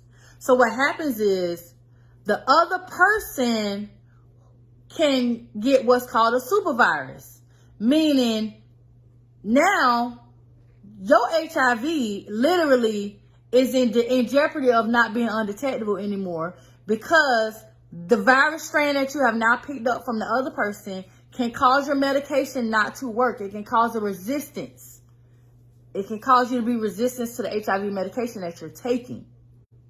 So that is ultimately what happens when you have two people who one is taking the medicine, the other one is not. So listen, no two people have the same exact HIV strand DNA makeup. You know how they say people who don't have the same DNA? Like everybody, you might have two identical twins, but somewhere in their DNA strand, there's a difference. One might have freckles, one might not. One might have a mole, one might not. T and Tamara, they look identical, but one got mole up here, one got mole on the neck. They not all the way identical. Something is different in their genetic makeup. Same thing with HIV. No two people have the same type of HIV strand. So when you take the HIV strand from one person and they have sex with another person unprotected, now those two people are exchanging HIV strands. That's why I say this stuff gets really deep. I try to give y'all on the surface information, stuff that y'all can take and educate other people on as well. But it gets really, really deep. And sometimes people don't want to get that in depth with it. But y'all know I'm here for it. I'm always here for it. I told y'all, this is my passion. I want to, and I am going to go to school to become an infectious disease. I'm tongue-tied, Lord. An infectious disease physician. This is what I do. I eat, breathe, and sleep. For 10 years of my life, I dedicated nothing but to educating others on the HIV virus. From the time I was diagnosed, right after that, so from age 25 to 35, I'm 39. I'm 39 years old. From 25 years old to 35 years old, I dedicated everything I had in me to HIV and AIDS education. Period. If you've been following me and you know me, you know that's what I did. It was only at 35 years old, I said, you know what? I got to separate Renee and Ladybird. I have to put the two people separate. I didn't know who I was as a person. My whole 20s was me taking care of other people and helping other people. I lost who I was. So I had to separate the two. I had to figure out who I was. So that's what I did. When I hit 35 years old, I said, you know what? I got to put a wall in there somewhere. And that's when I circled back around and found who I was. So now here I am back to y'all, who I am, but I'm also knowing that I can't stop doing the education, because if you know me, I'd be real quick, man, I'm done with it. I'm done being an advocate. How many times do my fellow people, especially Dawn and a couple of y'all, how many times I done said I ain't doing this no more? And then a week later, my ass be right back on here going live, educating somebody. All the time. All the time I be doing that. I do. I do it all the time. Somebody said, how can you help someone who knows their status and is in denial and refuse to take their medicine? Honestly, first talk to them. Find out why they're not taking their medicine. So, for example, I went one time for like almost 2 years without taking my medicine. I did. And my reason for not taking my medicine was honestly because I was in a state of depression. I was in a huge state of depression. I was feeling so many different emotions. And I was in denial about being depressed. Like, I was. So sit down with the person, talk to them, and try to find out the root, because it's always going to go back to a root. Everything has a reason. So if they're not taking their medicine, there has to be a reason why. So that's what you want to start with. Find out why they're not doing it. What happened? You know, I used to drink all the time. Man, I was an alcoholic. I haven't had a drink now since December 31st. I stopped drinking 100% cold turkey December 31st. I haven't had one since. And it was hard that first month. Man, that first month was hard because I'd be like, oh, I need to go get this Coors Light. Oh, I need to go get this wine. Oh, I need, like, going to a restaurant. My first instinct was wanting to order a drink. No, I can't do that. Let me get this water. Like, it's hard. Just find out what it is that's got them feeling like that. Okay, let me catch back up down here. Let me catch back up. Let me see. Let's see. Yeah, some kids do get herpes from their parents, especially if the parent has herpes and they're having an outbreak during childbirth. There are children who are blind because a child contracting herpes through childbirth can cause blindness. So that happens. Let me see. Oh, somebody was asking about my picture. Yeah, that's an old picture. We need a new picture. Man, listen, don't y'all miss Portrait Innovations? If you don't know what Portrait Innovations is, man, Portrait Innovations took over for a whole, man, they took over Walmart. Remember everybody used to go to Walmart to get their pictures done? And then out of nowhere, here come Portrait Innovations. You come in here, you get your pictures the same day. And we can change our wardrobe. And we can have how many people? Man, listen. Portrait Innovations was the bomb. And then COVID came. And they had to close. I'm so sad. I hope they come back. Because that's the only place I really want to go take pictures now. Because these doggone professional photographers out here wanting to charge all this money for some pictures. We want to get the $99 package. Shell. Not the $500 package. Oh, goodness. Some dude gave this chick HIV, and when she found out, she went to some business where he was and killed him. Oh my gosh, Tamara. It happens. Like, listen. It happens out here. That's why you got to be truthful with people. You have to be truthful with people. You don't know people's real mental. You don't know. It's people out here that will definitely show up at your job and your house and everywhere else. They will. You got to be careful, y'all. All right, I'm trying to catch up. Yep, Yolanda said it. The health department is a first responder. They be on it. They coming. Bad boys. What you gonna do? What you gonna do when they come for you? Health department coming. Quick, too. So, I remember when I was when I lived in Orlando and was going to University of Central Florida, I was taking an HIV course. And in the course, the teacher required us to go and get tested.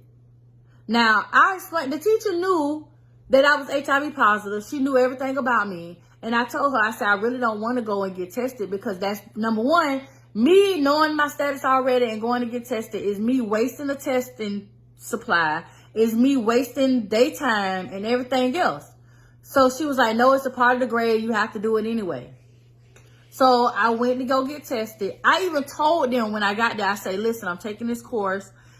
I showed them the paperwork. I say, I already know my status. I am positive. I say, but my teacher is requiring for a grade that I still get tested. So they did the test and everything. Of course, it came back saying I was positive. And they even notated on the thing that, you know, the person already has their status done.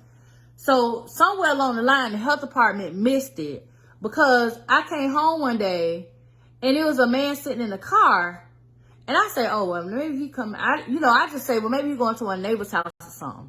So as I'm parking and I'm getting out the car, my cell phone rings, and I hear the phone. My cell phone is ringing. I hear the ringing coming from the Bluetooth in his car, because I guess it was turned up loud. You know, you can hear people's phone ringing in the car.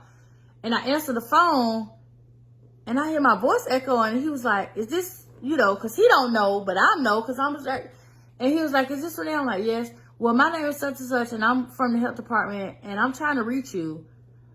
And I said, are you sitting outside my house right now? And he said, yes. I said, well, if you look over, I'm standing right here. So he had popped up at my door. And so they real quick with it. And I had to explain to him, no, I already know my status, da-da-da. So, yeah, they don't play. They'll pop right up on you. I'm so country. You like my accent? Carmen said, I am country. Oh, wow. So Lola said, Mom and Dad passed from HIV. My mother was pregnant with me and I came out negative. Right. Kids can be born negative. And now the way medicine has advanced, mothers who are HIV positive are showing the world that they can breastfeed their child. It's happening. So much is happening. But so people are so stuck in this 80s and 90s mentality. They stuck in this 80s, 90s mentality where they think everything is still happening as if it was 80s and 90s. I don't know. Let me see.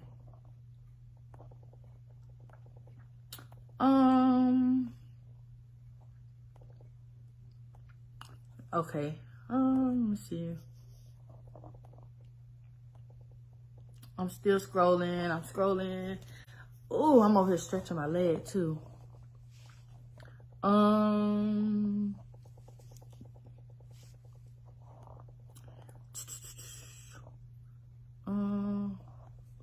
Yeah, they don't understand till it happen to them, child. Ooh.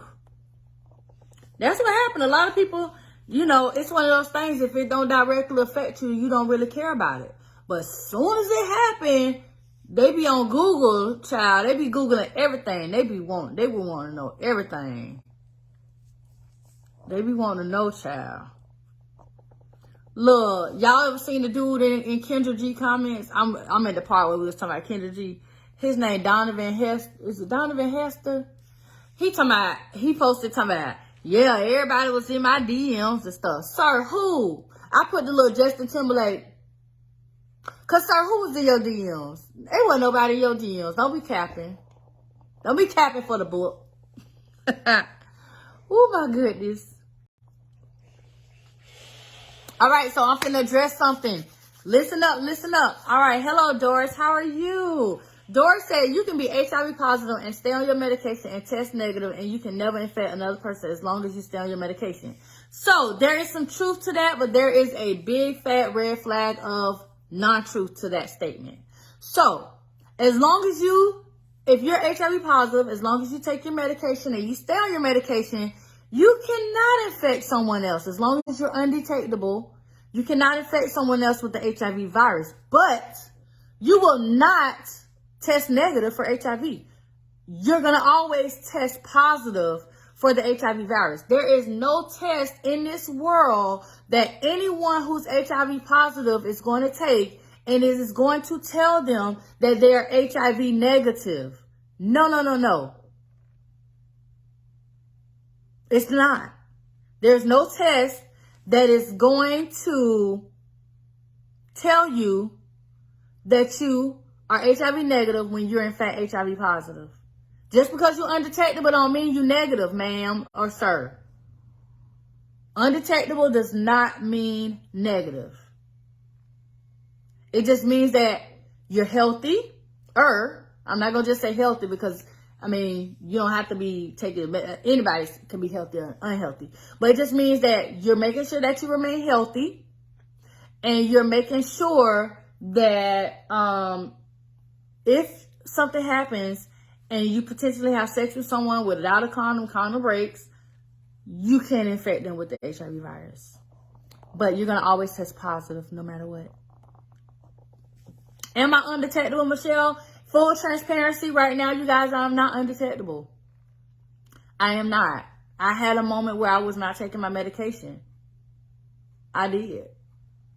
I was depressed. Hell, I wasn't eating. So I know I'm not. I was not eating.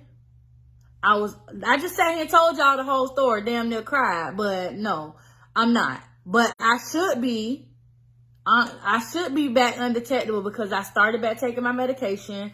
I need to go get my labs done, so I should be back undetectable. I didn't let it get too far gone.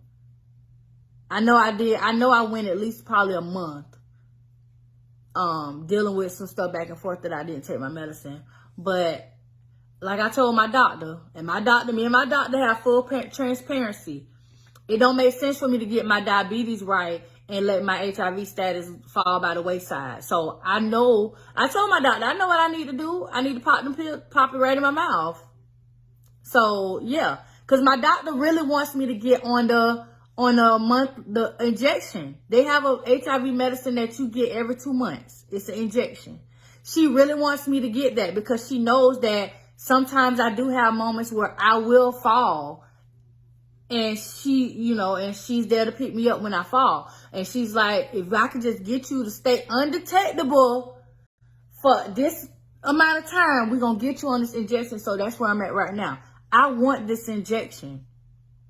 I know it's going to hurt because it's got to go on my glutes and my butt, but I don't care. If it's going to stop me from having to take a pill every day and I just have to get a shot every 2 months, I want that.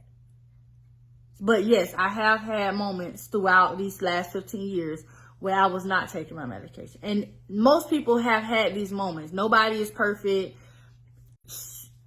Hey, shit happens.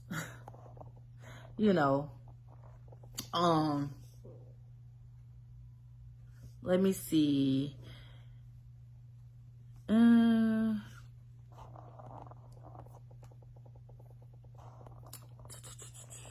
scrolling. Look. Oh. My mom got infected in 2000. It's serious. COVID makes folks forget about it. Man, COVID came out of nowhere and everybody forgot about everything. I say, for real, so you wearing a mask but you ain't put no condom on? How you at the STD clinic with a mask on? You at the STD clinic with a mask on, but you got the STD because you didn't wear a condom? Make it make sense. Make it make sense. I don't know. Lord, these people tell you to put a mask on. It's mandatory. Maybe they need to make condoms mandatory. You have sex with somebody that ain't your spouse and you don't wear a condom, you gonna get it fined. I don't know, something.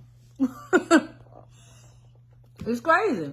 Hell, at this point, they trying to control the female reproductive body. They might as well go ahead and put a law in there for condoms. At this point, just do it all.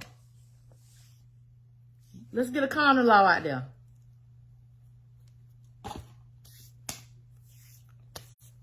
Hey. At this point, cause oh, Miss Cassandra, you right. Miss Cassandra, serious question. If I give you the information to the lady who I typically go to for a massage, would that suffice? Only because I've been hearing some bad things about massage envy. And I don't know if I want to go to massage envy. I've never been there. But I do have a lady who I typically go to if I need a massage. And She's very reasonable.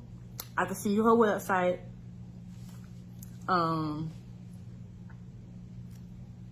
If that's okay, let me know. Because I really do. I ain't had a massage in 2 years. Last time I got a massage was around my birthday in 2020. Let me see, 2020. Was it last year? Let me think. I might have went to her last year or the year before.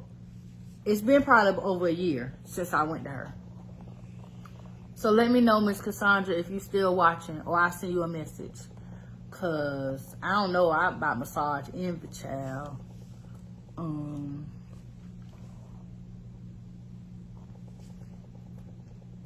Well, look, if he missed me, then I ain't got nothing to do with that. Somebody say, I know your ex really miss you. Which ex, child? Which one? I got this motto. I don't make no U-turns. No U-turns. No U-turns. Okay, I'm trying to catch up, y'all. Let me scroll. I'm still up here where I was talking about Sagittarius, y'all. That's sad. I'm way, okay. Somebody said I'm their girlfriend. Oh, Lord. I promise y'all I don't know who that is. I don't give out green cards over here. I'm sorry. You got to be able to get into the United States on your own. I'm just, let me see. If they have HIV, is it wise for them to have sex with someone who doesn't have it and not tell them? No, it is not wise. Hey, T. If you HIV positive and you having sex with somebody, that person needs to know your status, because anything can happen. Condom can break. Even if you're using a condom, the condom can break. What if that person has the STD that you don't need to get? You don't need a co-infection. What if that person got herpes, but because you didn't even entertain the thought of telling them your status or asking them their status, you don't even know that they about to give you herpes? Like, it's all about taking ownership of your own health. It really is. What you learned new today, April? April said, I done learned something new today. Is it a different oh, we talking about HIV 1, HIV, no. So HIV 1 and HIV 2, yes. So if you ever look at if you ever go get tested and you look at your test, it'll have a section that'll say HIV 1, HIV 2. There's a difference. They run it differently.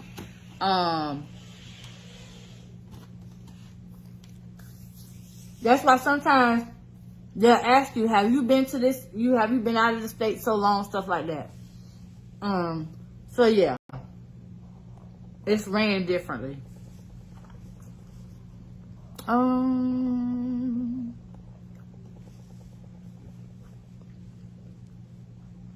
Now, okay, April asked a good question. So does PrEP work with keeping away both strands of HIV? So HIV 1 and HIV 2.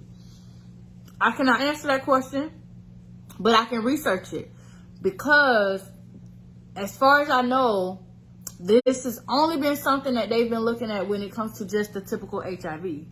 So I would actually have to research to see if they've been looking at how PrEP does with both strands of the virus. And I'm glad you said that, because I actually need to look and see what the statistics are right now for type 2 HIV. And see where we at with those stats. Let's see. Super virus, April. Super virus. Super virus. Or super virus. Or super infection. Sometimes people say super infections.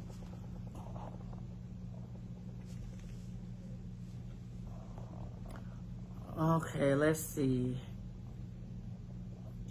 I'm scrolling, y'all. Yes, sleeping with a married man is putting everybody at risk. Somebody say, I've been sleeping with a married man. Does that put me at risk? Yes, because guess what? That married man's wife might be cheating on him.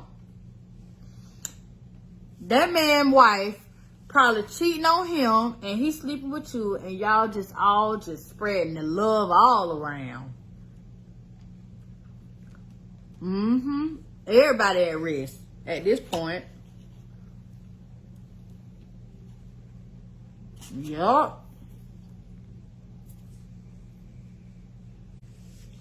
Robert. I'm not even gonna say nothing.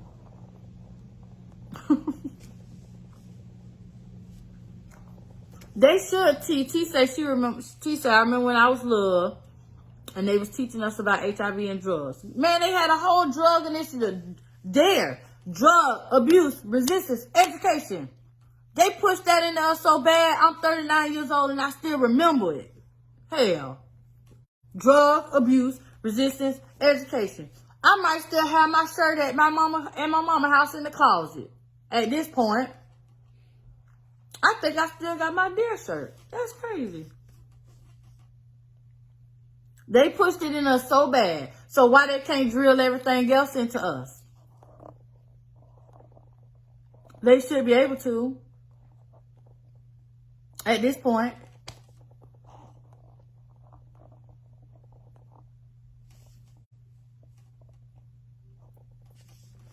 Yeah, listen. Go get tested, honey. Don't be around here sleeping with these married men. Because guess what? If they sleeping with you, they sleeping with somebody else too. And you ain't, listen, they ain't just cheating on their wife with you. You probably in a rotation.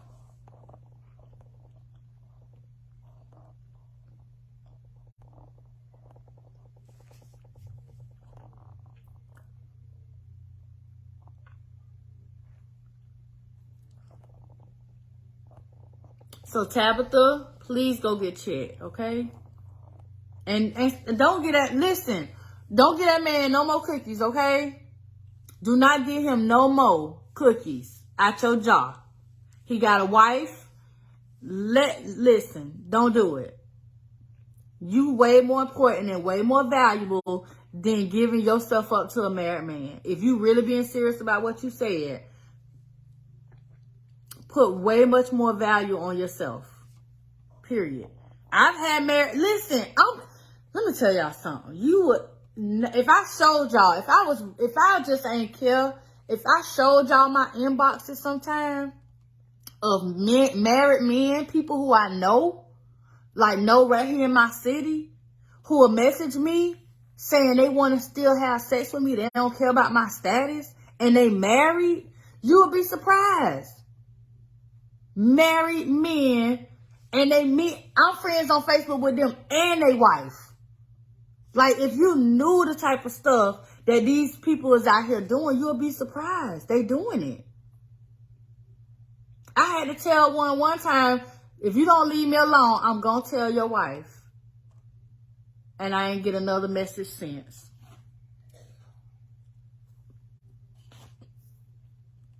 They do that. That's just like one girl, I kid you not, y'all. This one girl that went to high school with me. For whatever reason, people always feel like if they got a problem with me, for whatever reason, like it could be anything I said. Like, really, it don't be nothing. But if they got a problem with me, the first thing they do is throw my status in my face, right? That's why you got that shit. That's why you got that. That's why you got that. So, this girl came at me one day talking about my kids' disabilities and all this stuff and just saying all this reckless stuff. So I said, you know what? Okay. I was trying to mind my own business, but since you brought me into your business by mentioning me, while you worrying about me and what me and my family and my kids doing over here, you need to be worrying about your husband who work at this hospital all up in these doctors and nurses' faces, buying them lunch and sitting in lunch, kiki and holding hands and all this here. You need to worry about your husband and why he all in their faces at work. And I bet she shut her ass up.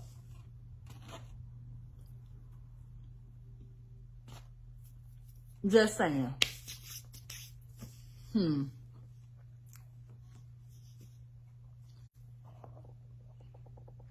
Y'all don't never know. You don't know what these people be out here doing.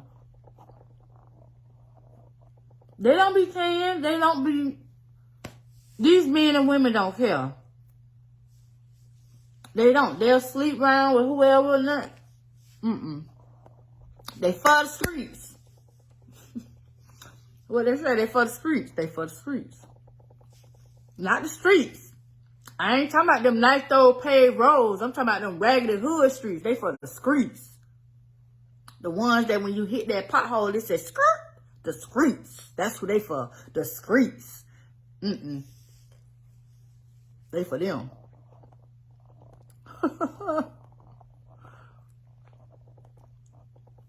Don't be scared, Tabitha. Listen. And I'm probably still catching up with the comments, but Tabitha, I'm going to say this. I don't want you to be scared. I just want you to protect yourself. I want you to make sure you go get tested, get checked out. If you haven't already done so, just tell your doctor you want to get a full STD screening done. So they're going to draw blood. They may do a pap smear, and they're going to get your consent to do an HIV test. I want you to do that. Get that done. And if you even want to be cautious about it, tell them you don't want a quick HIV test. Tell them you want to do the 2-week wait. It's going to be a long 2 weeks, but even tell them that. That way that you have no confusion or no misaccuracies when it comes to the testing. Because sometimes people feel like, well, do the quick test really work? They do. They're very accurate. But I tell people, if you just feel like the quick test might not be all what you want it to be, go and let them draw your blood and run your test. But yeah, go and get tested, get checked out, and then move from there. But I would suggest leaving him alone. I would not put myself in a position to be dealing with a married man. Number one, because he's married. Number two, because you don't know what his spouse is doing to him. His spouse could very well know that he's cheating, and she could be cheating on him with someone, and nobody knows what that person has. So you just want to take care of yourself. So I encourage you to do that. Don't feel ashamed. Don't feel embarrassed. I don't want you to feel down about it. I don't want you to put yourself down or feel down. I want you to just take ownership of your health and take ownership of the situation and put boundaries. Put boundaries with this man, okay? Let this man, let him know, listen, you married and we're not doing this no more. Period. We not. We ain't doing this no more. You want to have sex with your wife. It ain't going to be with me. And if he paying some bills, try to find a way to get them bills paid without him giving you the money. Just saying. Because, I don't know the situation in detail, but sometimes that is a part of any situation. Like, shoot. It happens. People talk good games. Men and women, they talk a good game sometimes.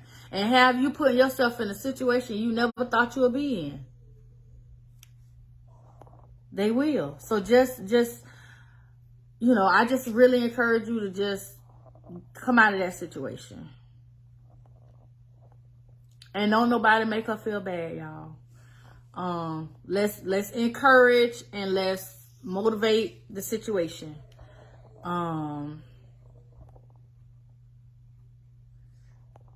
Let me see. Let's see. No, Mashana girl. Mashana, where my hell my belt at? Damn it. I had on sweatpants. I'm gonna whoop you. Matter of fact, I'm gonna personally put on my personal page. I'm gonna tag your name, Mashana. You know my page private. I'm gonna say, Mashana Tucker, I'm gonna whoop you. You gonna know exactly what I'm talking. She gonna know exactly what I'm talking about. But I love you still. I'm gonna get you. I'm gonna get you.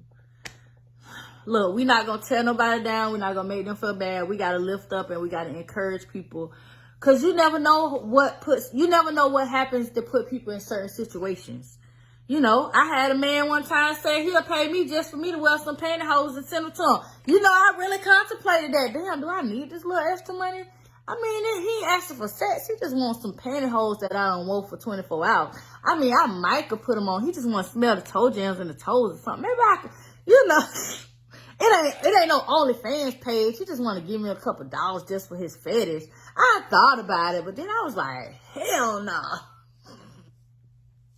I mean, you never know how people get in certain situations, but we just can't. We just gotta uplift. We just gotta y'all. Yes, everybody be mindful. She's about too late. Sorry.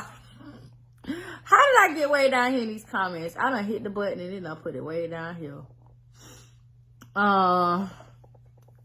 Okay, if I missed any other comments, I'm sorry. I'm all the way to the bottom. My doctor told me that I didn't look like a candidate to be tested for HIV. Well, then you need to find you another doctor. Miss Patricia, find you another doctor. Like, right now. Today. No, it's the weekend. On Monday morning, when the phone lines of all the doctor offices open, I need you to be on the phone with your insurance company telling them you need to find you a new primary care physician because HIV has no look. There's no such thing as being a candidate. Everybody should go and get tested, married or not, promiscuous sex or not. Like, I don't know. Sometimes these doctors amaze me. It's crazy.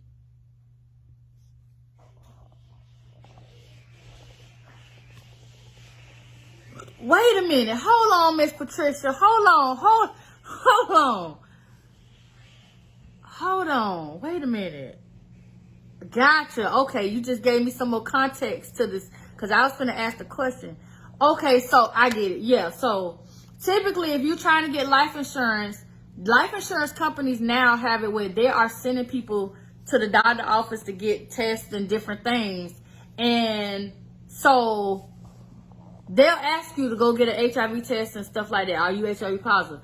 If you're having a hard time, Patricia, finding life insurance, message me on this page and I have a contact that I will put you in contact with that can look at getting you some life insurance. I had her on here before and we did a whole interview, but I can put you in touch with her. Her name is Miko. And she can look at helping you get life insurance. But that's crazy that the doctor said you don't look like a candidate to get tested, but you already know your status. And that's crazy. That's weird. That just goes to show you that not all these doctors are educated. Look, they be having book smarts, but they ain't got no common sense. Common sense be lacking. They be like, oh yeah, I got my doctorate from Harvard, Yale. Man, listen, but you ain't got no common sense nowhere. If you had to pull up on the side of the road with a flat tire, you wouldn't even know how to change it. That's how much common sense you ain't got. These doctors, ooh. I'm sorry, y'all, I'm smacking. This sandwich is good. I ain't even put no cheese on it. I just got 2 pieces of meat and some bread and some mayo. Yeah, so. Oh, somebody said, can I get HIV from oral sex? All right, so let me put this out here because I see somebody already answering wrong. I'm sorry, Yolanda, that half of what you said is true. You can get herpes. You can get herpes from oral sex. I know people who have herpes in their mouth from oral sex. Okay. And then, I mean, people actually do, when people have cold sores, that's actually a type of herpes. It's just not the type of herpes that's sexually transmitted. But the herpes on the mouth, if giving oral sex while they have an active sore, can transfer to genital herpes. Okay. Get that out there. The chances of someone contracting the HIV virus from oral sex is slim to almost not happening at all. there has to be an enormous amount of blood. There has to be an enormous amount of blood in the mouth. Like somebody literally just had to bust you in the mouth and you bleeding profusely and turn around and just give somebody oral sex for them to contract the virus from oral sex. Because the saliva itself is what keeps the HIV virus from not being plentiful in your saliva. The saliva itself keeps you from, that's why you always hear them say, no, you can't get HIV from kissing and spit and all that. Even though, you know, some places they still say it's a crime for you to spit in somebody's face because they think you're giving them HIV. You know, that was a thing people did back in the 80s and 90s when I've got HIV, I'm just spit in your face. Because it was a scare tactic that turned into an actual criminal offense, which now people are still taking that and thinking, you know, but the mouth, your saliva has a certain type of acid in it that does not allow the HIV virus to live. That's why it's hard. Now, if it's somebody around here with bleeding gums and all that stuff, the chances can be there. But still, even at that, it's almost a very slim chance of the virus contracting. The mouth is one of the, if you ever notice anything, your mouth is the only part of your body that heals the fastest. Your mouth heals faster than anything else on your body. So you notice you get a say you bite your tongue. You bite your tongue, how long does it bleed for? How long? Not that long. It does, your mouth heals fast. So it's so many factors that come into play.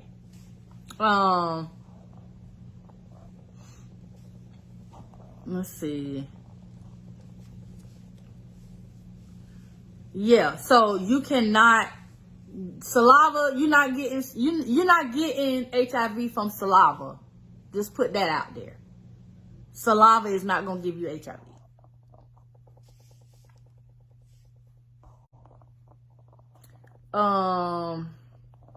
Let's see.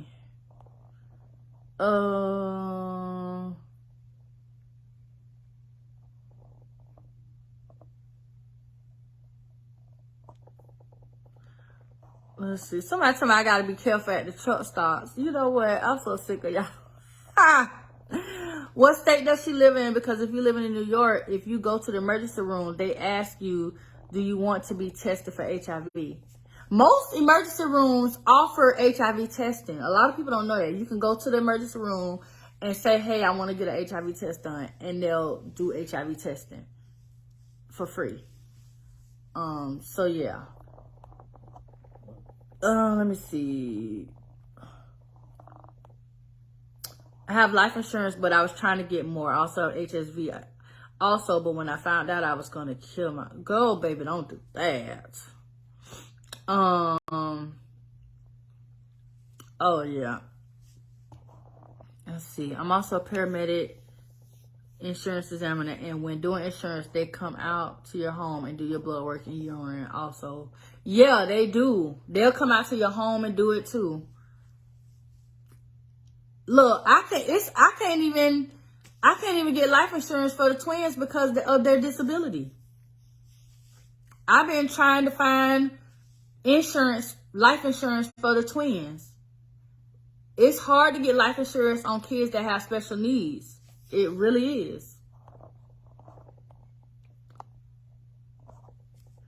Somebody said you like lot lizards. I'm just gonna keep scrolling by these comments because y'all. Oh my gosh, Yolanda, not when they on their menstrual. Oh Jesus, that's just oof. And I know people have their fetishes. Oh gosh, no. Don't, no. No. Whew.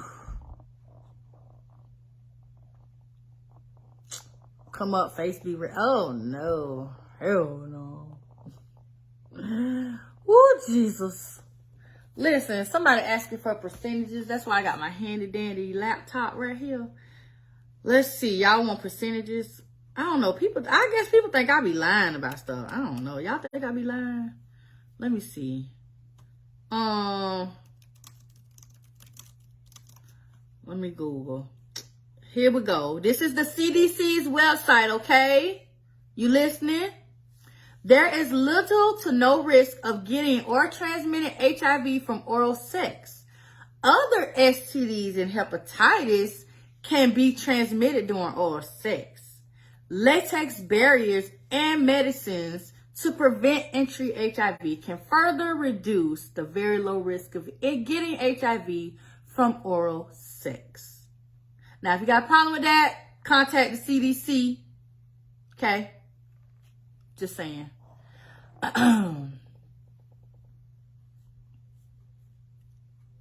HIV.org says the same thing. National Health website, same thing. HIV is transmitted through seminal and vaginal fluids, including menstrual fluids. Okay?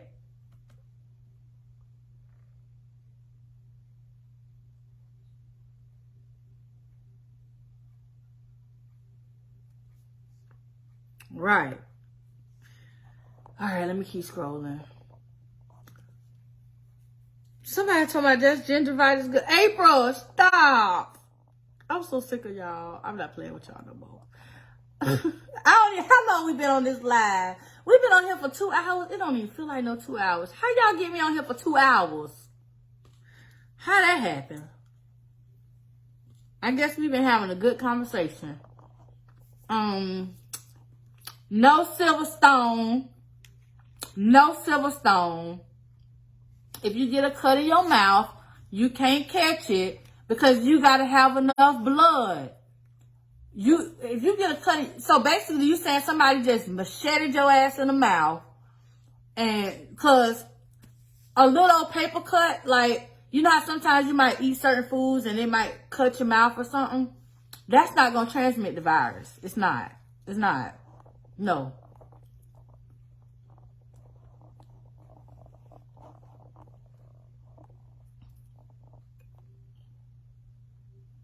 Let me see. Let's see. I'm still scrolling.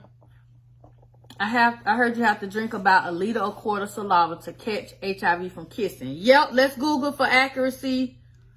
How much?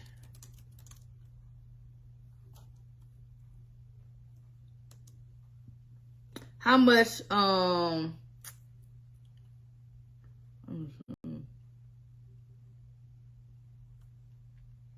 Let's see.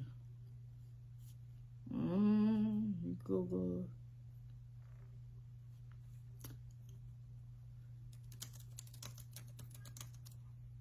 How much saliva is needed to transmit HIV? It says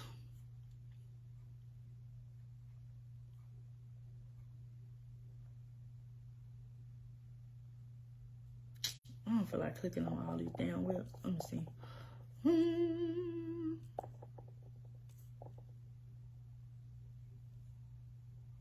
Oh, here's a good question.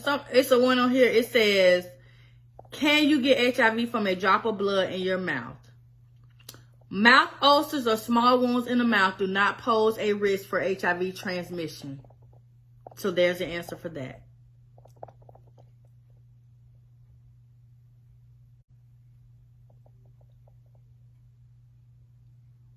Oh, here is a very great scientific answer to what I said earlier. Can saliva kill the HIV virus? The researchers' test tube studies indicate that saliva inactivates more than 90% of the HIV-infected blood cells, breaking the HIV virus apart into non-infectious components and thus blocking by about 10,000-fold the production of HIV and other viruses in those cells. So there's your answer. Like, I'd be saying this stuff and then it's like, damn, okay, well, let me just go to Google and Google it. And so, like, I know what I be talking about, y'all. Like, I told y'all for 10 straight years, I eat, breathe, sleep, HIV and AIDS education and STDs education. I might not know about everything about all STDs, but I know how to find the answer. But when it comes to HIV, baby, I got this front, back, sideways, and in between.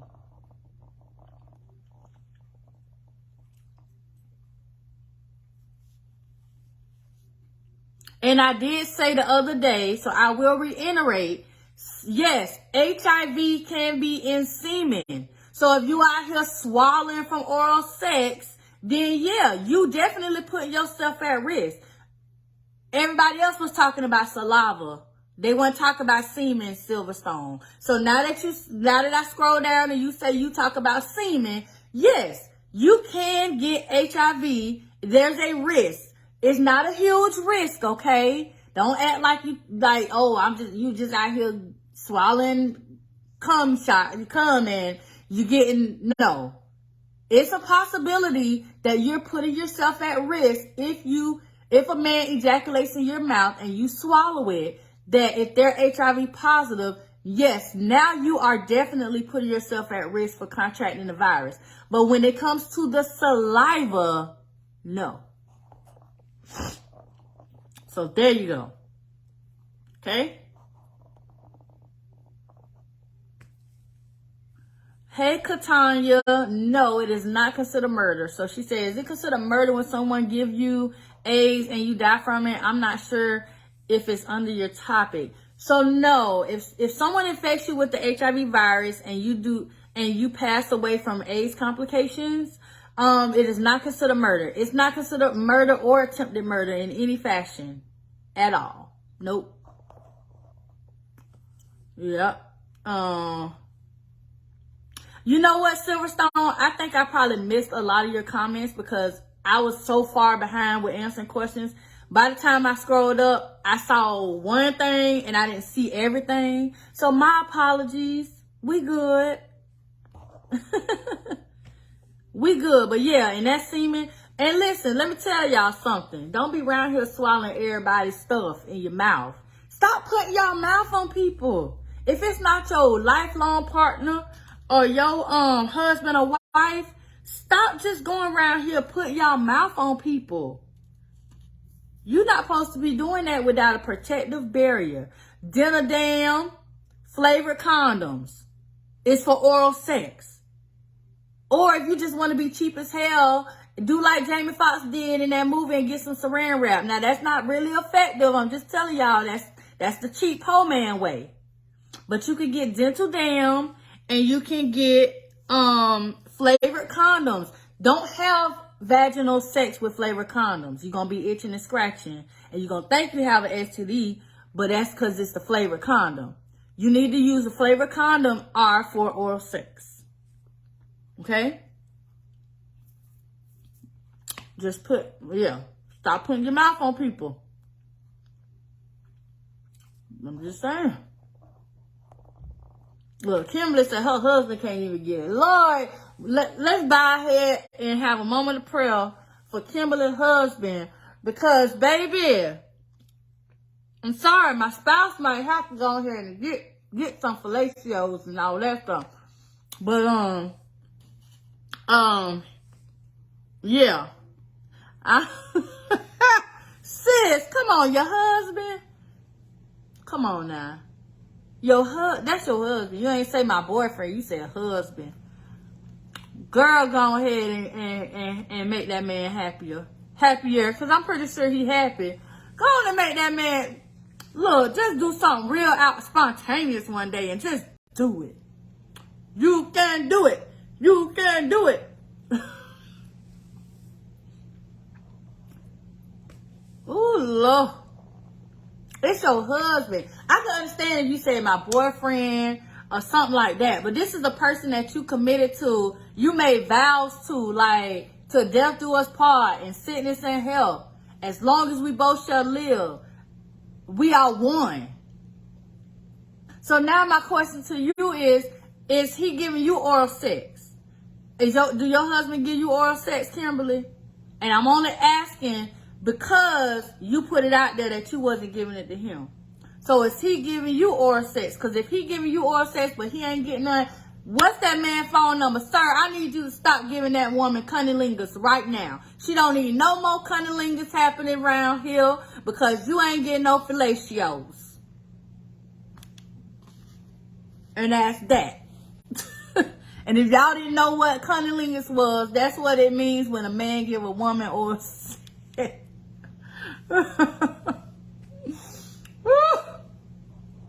I'm just joking, girl. That's your man and y'all married. Y'all do whatever you want to. But honestly, I used to feel like that. I used to be that female. But like, you know, a dude be like, you gonna give me some head? Hell no, I ain't putting that thing in my mouth. I was, Lord. And that's all I'm gonna say because my mama be watching my live sometime and she don't even know all my business. But I understand, Kimberly. I really understand, sister. I do. But it's your husband. Woo, Jesus. Baby said, my mouth is precious. Oh, Lord. Kimberly, thank you for being a good sport and laughing with me, honey. Dang, China said I get pushback from my doctor by insisting on annual HIV testing. He says I don't need to because I'm celibate. I still get checked. Yes, please get checked because think about it. You remember at one point how they were saying be careful with going to the gas pumps or going to certain places. Now, granted, HIV does not last long outside of the body. Once it hits the air, it begins to die. But there can be circumstances where you still being put at risk. You get accidentally stuck by a needle. You accidentally make blood-to-blood contact with somebody. This is the analogy I use all the time. Say, for example, you witness a car accident and you going to try to save somebody in the car. We see this happen all. It was just this 15-year-old kid just got recognized for saving three people from drowning. Say you witness something that happens, and I use a car accident for example because it's glass and stuff involved. You can get cut, different things of that nature. So say you witness a car accident. Your first instinct, these people need help. So I'm finna go help them. You might have to break glass, use something, whatever, or glass already broken. Say you reaching in a vehicle to try to pull a child or a person out of the vehicle. You get cut. Now they already bleeding. Your blood contacts their blood and you are put at risk. Anything can happen. It don't have to be sex. It don't have to be you using a needle for drugs. It don't have to be none of that. It could be just a freak accident. I know a man right now who was working as an EMT, a paramedic, got stuck by a needle and became HIV positive. It happens. So, you know, and somebody said tattoos. Now, granted, a lot of tattoo shops now have switched over to the disposable utensils, but there are still some old school tattoo artists who do autoclave with their instruments, and they put them in the toaster and they bake the germs off of them and do it the old school way, just like how they sterilize surgical instruments. So, you know, the chances of you, at this point, the chances of you getting HIV from a tattoo is pretty much slim to none. They are really cautious now when it comes to tattoos. Like I said, a lot of the tattoo shops use everything disposable. Like the needles and stuff, all of that's disposable. They're never reusing needles. They're never reusing some of the mechanical pieces that come. I'm not a tattoo. I don't have tattoos. I've never had a tattoo. So I don't know how the things look. I couldn't even tell you nothing about a tattoo gun or how that whole process is. I don't have tattoos. But I do know that the risk of you getting HIV from a tattoo that's not even an issue. So yeah.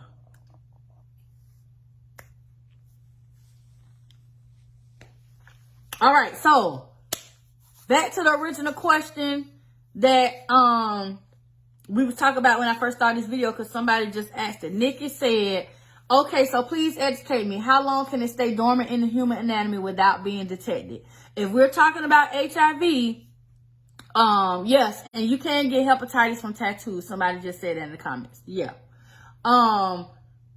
HIV does not stay dormant. Okay? HIV, you're going to know you're HIV positive if you go and get tested. You're going to know within the first 3 to 6 months. Within the first 3 to 6 months or within that first year, you're going to know if you're HIV positive. The reason why people don't know that they're HIV positive is because they ass don't go get tested. They're not testing. So yeah, naturally they going to say, well, oh, it was lying dormant. No, your brain was lying dormant when it was telling you that you was too scared to go and get tested. You ain't want to know. It was your brain that was dormant. It wasn't the HIV virus. The virus was already there and it was replicating and it was doing what it was going to do. Your brain told you, I don't even want to know. If I got something, I don't want to know. I'm not going to go get checked. I'm not going to go to the doctor. It was your brain. So HIV is never gonna lie dormant. Matter of fact, let me pull it up because I wanna. When I tell y'all this, I want y'all. Okay, let me see.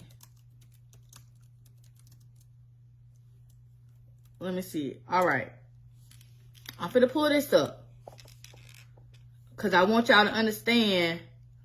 I want y'all to understand how this works.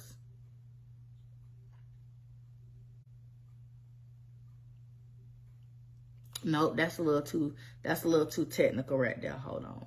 Let me see. Let me type it a different way. Let me see. This might be what I want right here. Okay. Let me see. I'm coming, y'all. Exactly. People ain't going to the doctor.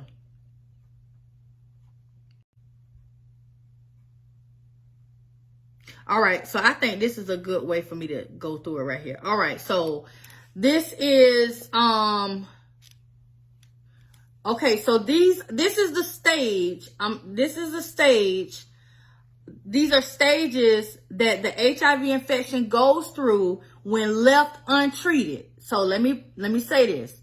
Left untreated, HIV goes through the following stages. You have the seroconversion illness. Seroconversion illness.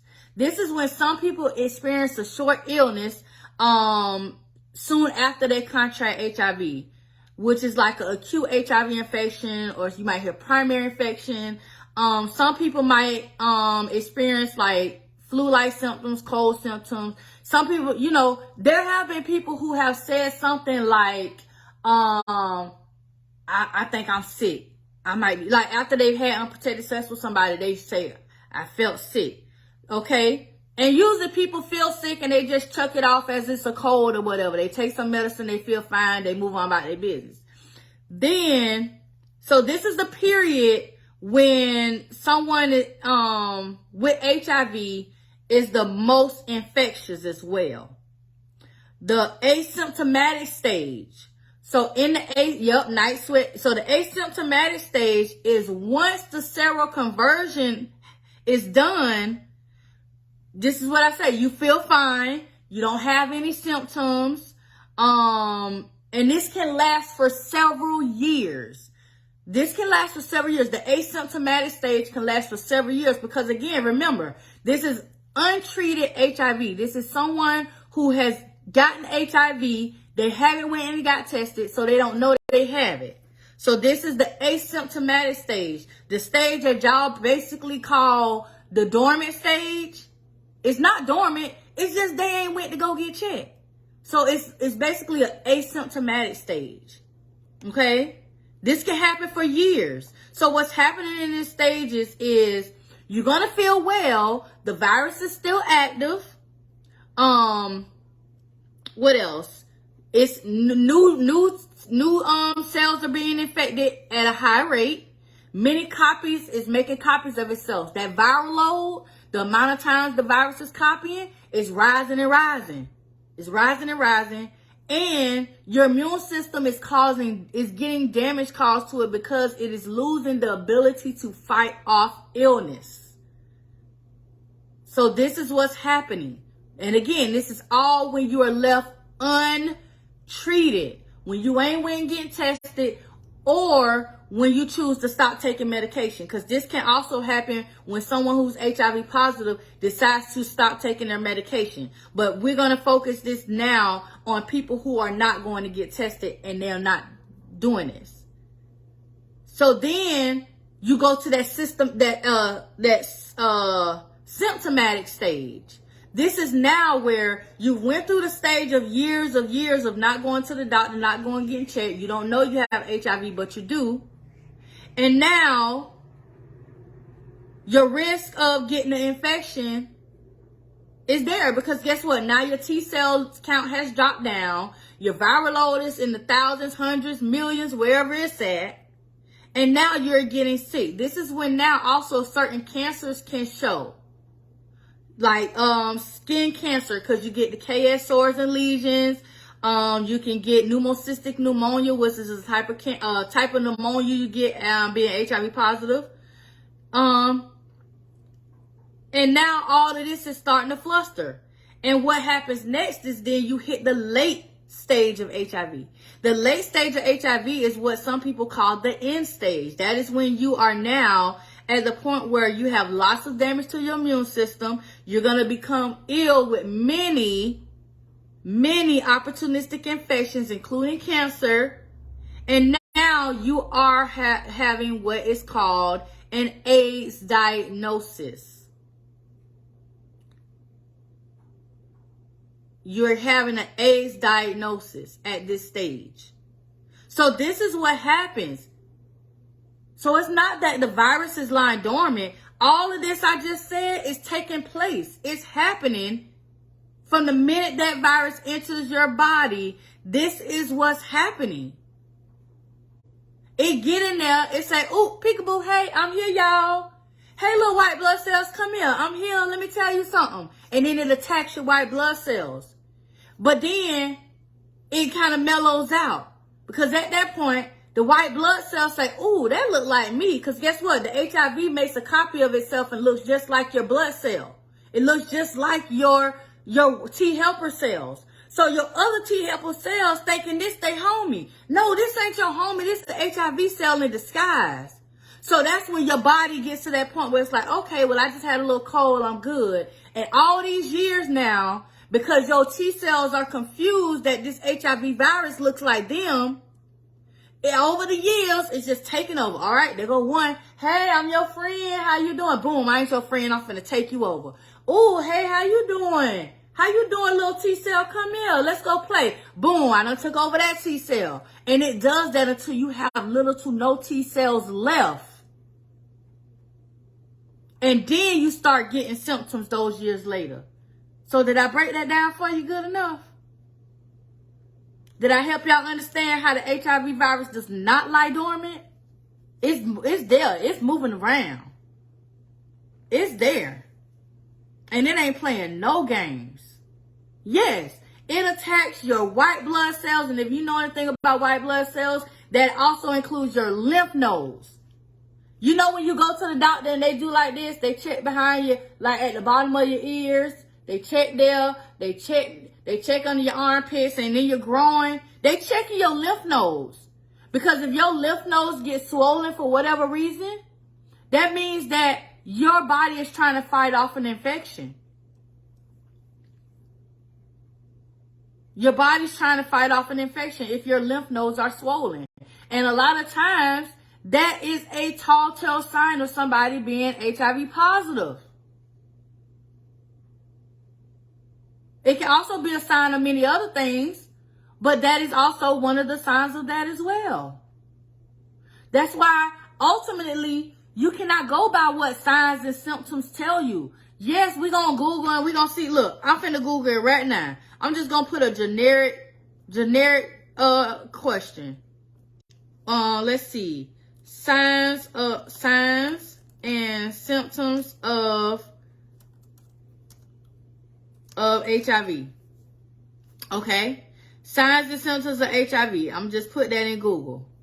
Now, when you put that in Google, I'm not going to click on no website. I'm just going to look at the one that pops up, and you know how I show you, then it says see more or whatever. This is what it says. Symptoms. It says fever, headache, muscle aches and joint pain, rash, sore throat, painful mouth sores, swollen lymph node glands, mainly on the neck, diarrhea, weight loss. Hold on. It says more items. Let me see what's the more items. Hold on. Let's see. Then it open up the website. Diarrhea, weight loss, cough, night sweats. Now, tell me how many other things that have that same symptoms. Hold on. Let me put in. Now, let's do this. Google, what are flu symptoms? Flu symptoms. Y'all ready for this? Flu symptoms. Fever, chills, cough, shortness of breath, difficulty of breath, fatigue, sore throat, runny nose, muscle aches and pains, headache. So, stop going on Google for Google to tell you what a symptom or sign is and go get tested. Because that sign and symptom could tell you, man, listen, after a while, by the time you finish Googling, you might as well go and be planning your funeral because Google have you feeling like you dead. Google have you out here feeling like you dead sometimes because they be like, oh, like literally. Stop Googling signs and symptoms of anything and go get checked for it. If you feel like you weak for something and you know your family got a history of diabetes, go tell your doctor, hey, can you check me for diabetes? If you feel in your breast and you might feel something that don't feel like it's supposed to be there, your family might have a history of breast cancer. Listen, I felt something that ain't feel right. Can you check me for breast cancer? Can we get a mammography done? If your lymph node's swollen, you know if your lymph node's swollen, it's got to have something to do with your white blood cells. So at this point, you need to go see a specialist that deals with lymph nodes and that type of thing. Like, if you want to get tested for HIV, go get the test. Stop trying to play the guessing game. That's why so many people out here walking around with HIV and don't know it. Let me see. I'm finna pull up. Let me see. CDC. I'm going to go to the CDC website right now, and I'm finna pull up the current statistics for HIV. Let me see. HIV. Go to their website. Let's see. HIV and STDs. All right, HIV and STDs. Let me go to...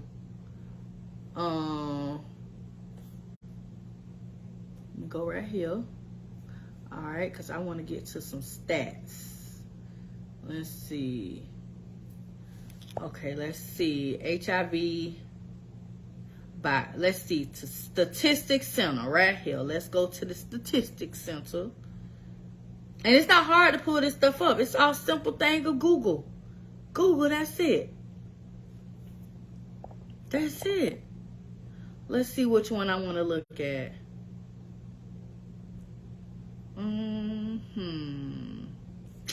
Let's see. Let's look at HIV in the United States by region.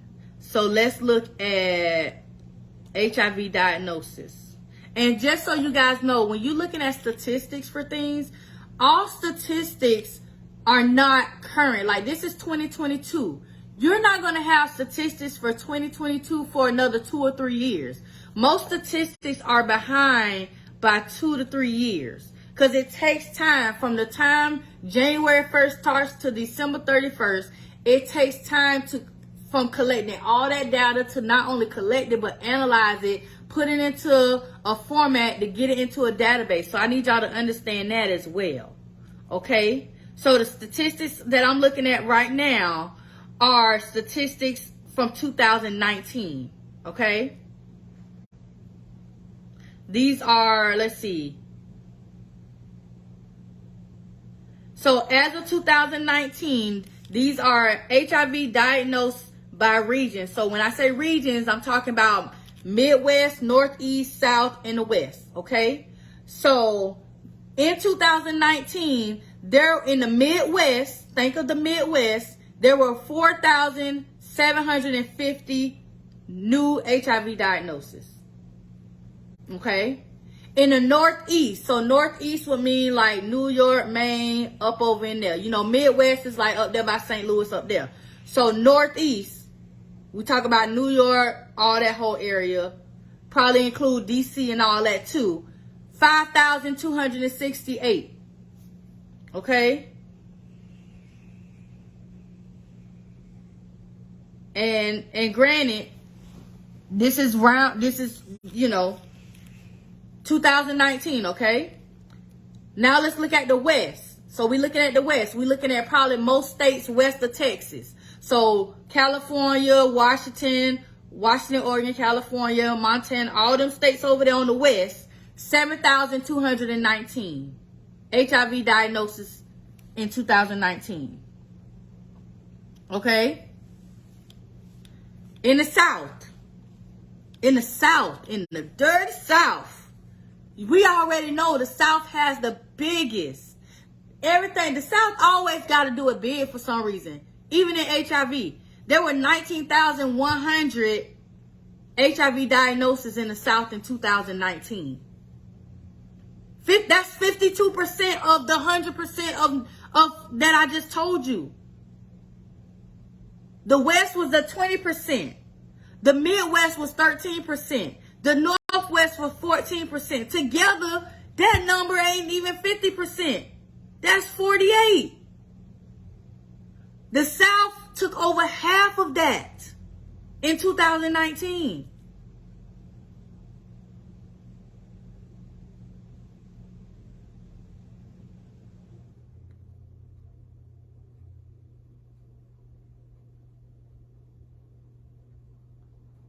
Yes.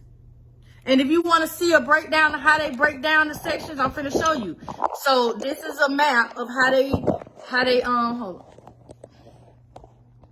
So this is how the map is broken down. You got, this is the West. So all these states over here, including Alaska, and is that Hawaii? I think that's Alaska and Hawaii. They're included in the West. Midwest is the states up here. So like again, St. Louis, Missouri, what are all these other states up here? I can't think. I know my geographicals. Michigan, all those states up there. The South. So you got Texas, Mississippi, Alabama, Georgia, Florida, South Carolina, North Carolina, everybody up in here. DC, I believe, is a part of the South over here. And then the Northeast is up here with Maine, New York, and all them.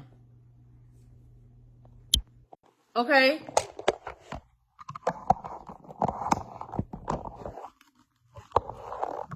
So, yeah. And then if you want to break it down even more, let's see. What else?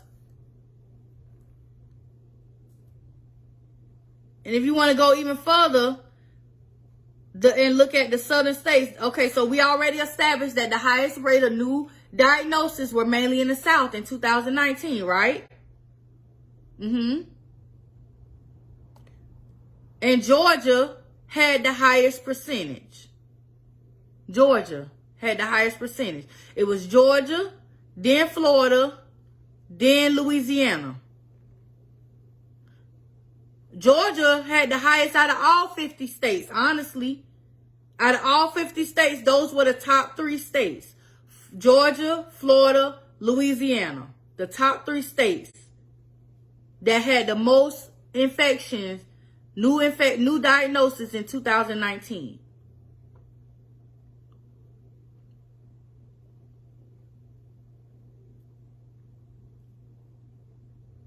Okay? And then if you want to look at it even further, it breaks it down by ethnicities. It shows you the ethnic disparities. Of course, in the Northeast, the Midwest, in the South, the largest percentage in the Northeast, Midwest, and the South are Black or African American. And then behind that is white. And then behind that is Hispanic or Latino. And then behind that, you have either, you have the Asian, multiracial, or, the ones in other countries that don't have list that as one of those categories. Okay? Look, you know what? I ain't playing with you. Talk about what race I need. And then in the West it's actually different. So here's in the West. Remember, we say the West is what? Washington, Oregon, California, Arizona, all them states over there in the West. In the West, you got 18% being African American, 30% being white, but 44% is Hispanic. So in the West, the highest percentage of people that got new infections of HIV in 2019 in the West were Hispanics and Latinos, followed by white, and then African Americans. So maybe we need to just go to the West Coast and find us some black men if that's what your preference is or something, because that's where they ain't got it. At least we know where we can go where it ain't that many of them that got HIV over there. I'm not playing with y'all today. We listen, we having fun. Look, we having fun, but in all seriousness, like literally, like listen. And then when you look at when you look at the independent areas, so you got to look at the U.S. has other territories that they have. You know, we have what, you got the U.S. Virgin Islands, you got Puerto Rico, Guam, the Republic of Palau, the Northern Mariana Islands. All of those are mostly Hispanic or Latino. And guess what? So those have high rate. Puerto Rico has a high rate too. Puerto Rico up there. It's a lot of HIV in Puerto Rico. And yeah, it is. By now, like, yeah. So, let's see. Let's look at knowledge of status. Let's look at it this way. How many people know their status, okay? This way y'all mouth finna drop for real. Y'all ready for your mouth to hit the floor? Say yes. Yes. All right, so again, and I do want to remind you all this, because this is just a part of my advocacy, that right now we have an agenda with the United States government where we're trying to end the HIV epidemic. The goal right now is to increase the estimated percentage of people with HIV who have received the HIV diagnosis to at least 95% by 2025 and remain at 95% by 2030. That is an overall goal that we're trying to reach when it comes to this whole epidemic. We're trying to make sure that if you're HIV positive, that you know your status, and that while knowing it, that you are receiving the care and everything, all that whole spiel, okay? All right. Now, and ain't nobody paying me to say that. I'm saying it because y'all need to know this. You need to know what the government is up to with our money. We pay taxes, right? Okay. Now, in 2019, in the United States of America, there were an estimated 1,189,700 people who had HIV. Let me say that again. In 2019, there was an estimated 1,189,700 people had HIV. So overall, for every 100 people with HIV, only 87 of those 87 knew their HIV status. So say, for example, you got a room of 100 people. Out of a room of 100 people, only 87 people knew their status. That's overall. Now let's break it down into these regions we just talked about. In the Northeast, out of 100 people, only 91 of the 100 people knew their status in the Northeast. That's New York, New Jersey, up there. In the West, for every 100 people, only 86 knew their status. So 86 out of every 100 people knew their status. In the South, down here in the dirty South, out of 100 people in the South, only 85 people knew their status. In the Midwest, out of every 100 people, only 85 of them knew their status. Okay?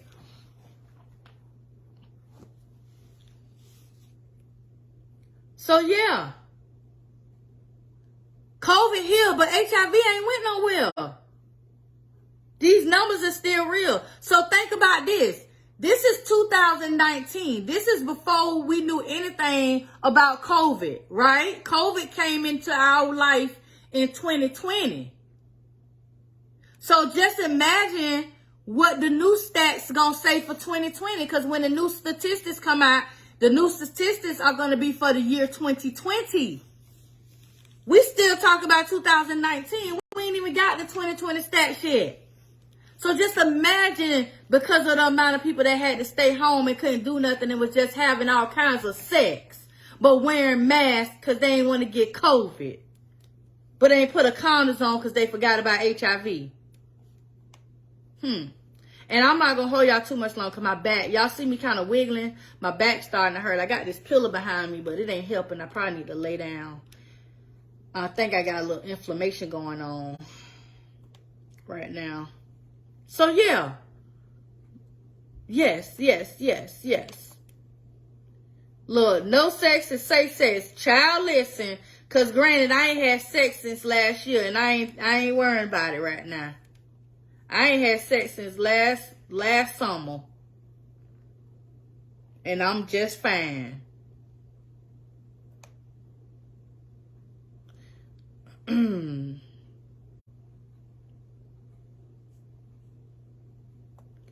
Let me see.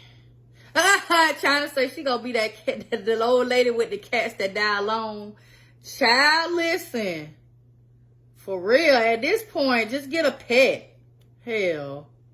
But yeah, I just wanted to give y'all this information and have this conversation because we've been talking about different stuff off and on. I've been coming on. I've been giving y'all little points here and there. And just, you know, but I really wanted to sit down with y'all. And I'm kind of glad my mama came and got the girls today so that I have this little bit of time with y'all. Like, look, I got free time. I'm kid free except Micah.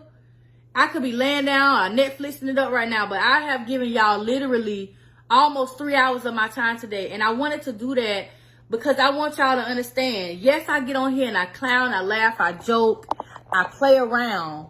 But I am so serious when it comes to us protecting ourselves, our health, physical health, mental health, all of that. It is so important, and it is very important that we don't take anything for granted. Okay? My story can be anybody's story. Your story could be my story. Just because I'm sitting here and I'm HIV positive and my story happened to me, don't mean whatever story and whatever you dealing with couldn't be my story. I never thought I would ever be in a domestic violence situation at one point in my life, and I was. You just never know whose story can eventually become your story. So I encourage you all to always be vigilant. Educate yourselves. Like, look, and this is another thing I have to give this man credit for, the one who I just ended this relationship with. One thing that I can say that he taught me is that you cannot always rely on people to give you information. Yes, I'm a vessel for you all to get this information, to hear me tell you things, and to bring education. But it all is going to boil down to you taking the initiative to do like I did, to grab this laptop, to go to the library and check out a book and learn for yourself. You cannot always depend on people to just give you information. You have to go out there and you have to want to soak the information up. You have to do that. You have to soak this information up on your own. I'm here to give you the basics and to share my story and my experience and to show you what can happen and how you can prevent it. But when it gets in depth, like I told y'all guys, like when you go on here and you Googling stuff, like it's a lot of stuff. Google could take you down a whole rabbit hole. It can. But you really just got to focus. I tell everybody, listen, you want to get the most accurate information when it comes to HIV and AIDS, you're going to get that from a CDC's website. You're going to get that from HIV.org or any HIV website that is a part of any organization that deals with HIV. If you want to know how you can go and get tested, there's a website. Hold on, I'm finna tell it to y'all. Like, you ain't even really got to put a website in. You could just type in Google, get an HIV test. Put in, get an HIV test, and any website you click on, it's going to have something on there for you to do a locator. You can go on HIV.gov, right here. Look, HIV.gov, and they have a testing locator. All you do is put it in there. Matter of fact, somebody give me y'all zip code. One person. Give me a zip code. And I'm going to put it in here. Because you can put your city, state, or your zip code. Give me a zip code and I'm going to put it in. And I'm going to tell you in your zip code where you can go and get tested. And you tell me yes or no if you ever heard this place before. Yes. Always make sure the websites, all right, 27105, 27105. And make sure when you checking these websites that these are credible websites. Okay? 27. All right. So 27105. It gave me 10 HIV testing sites.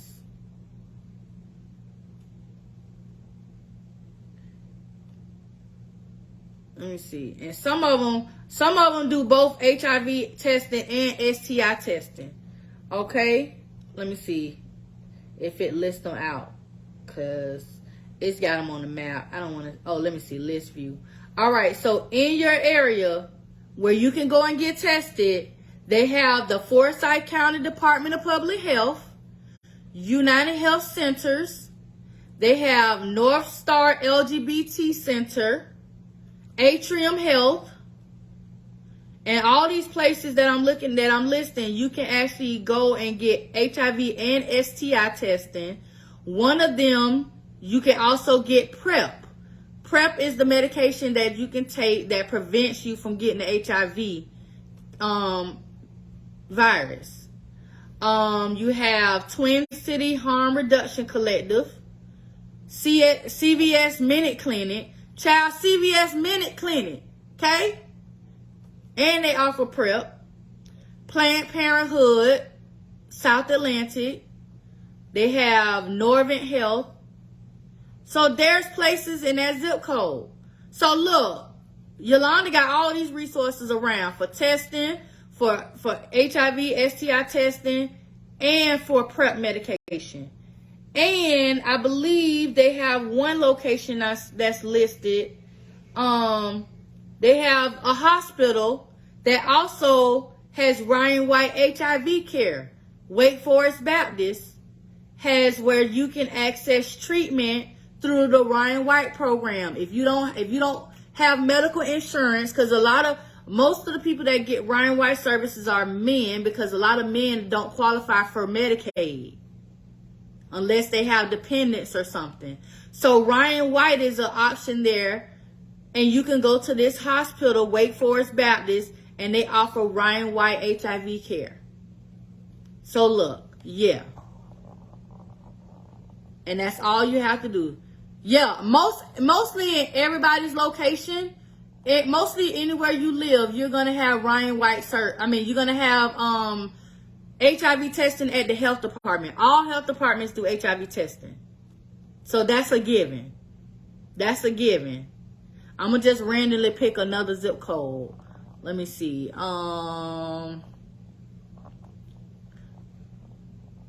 Let's see. I'm going to do, if that say the Bronx, 10469. Let's see where that's at. 10469. That's in the Bronx, New York.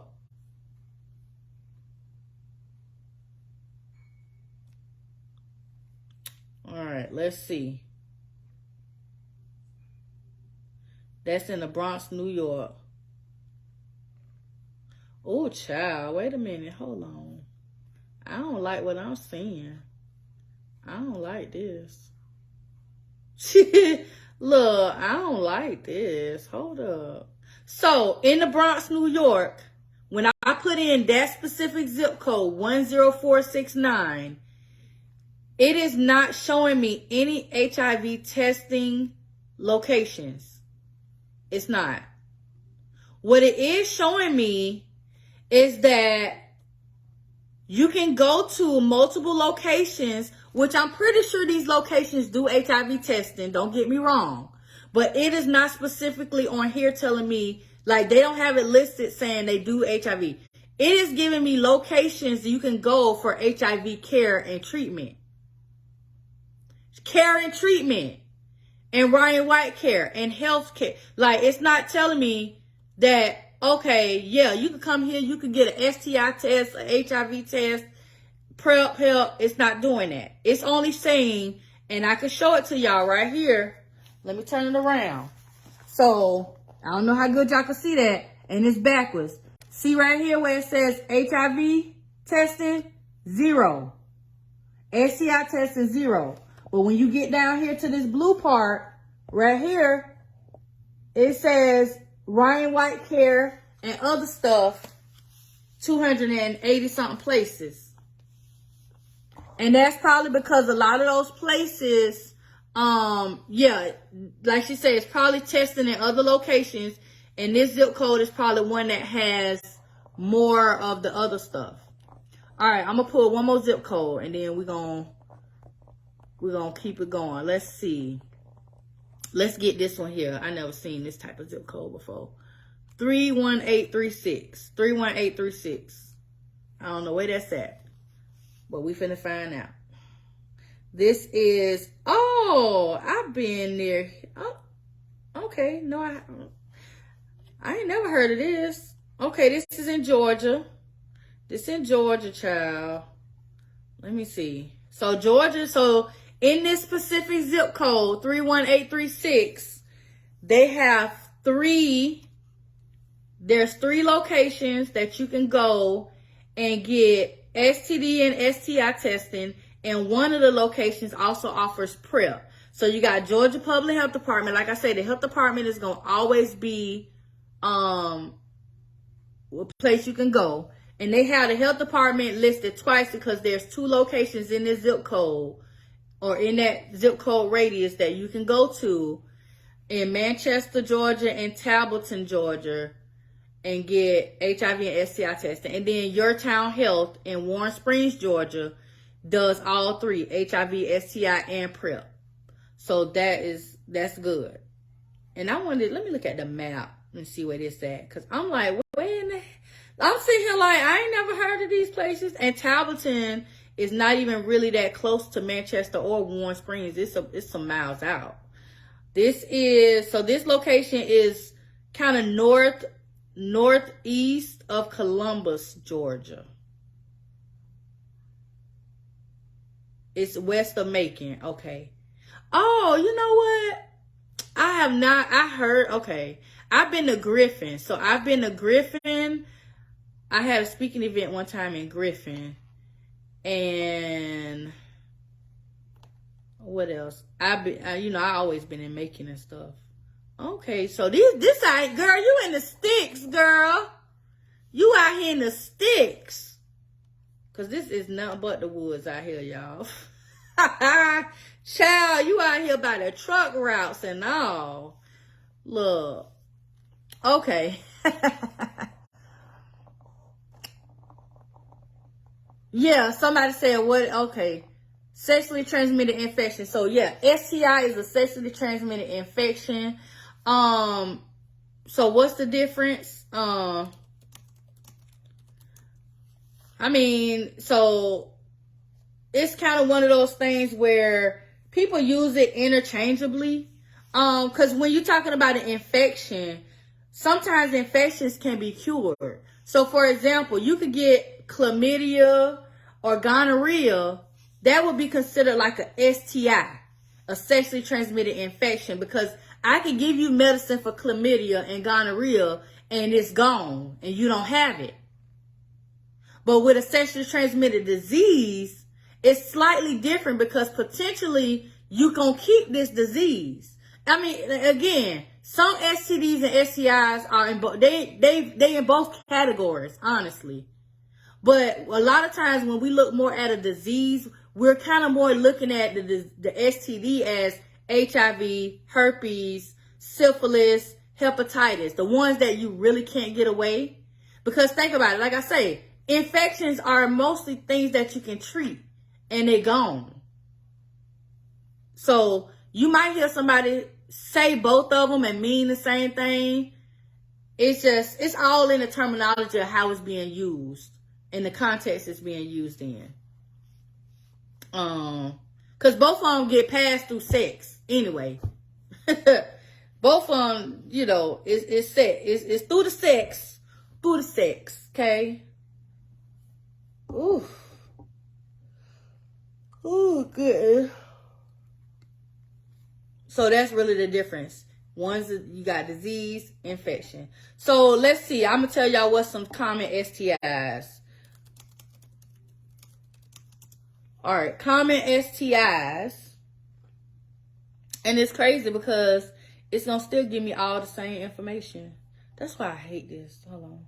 Let me find the right one. Because there is a website that really kind of separates the two and breaks them down. This ain't one of them. Hold on.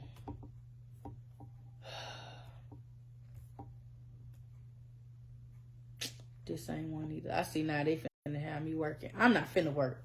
Okay? I'm not finna do it. But okay, so HPV.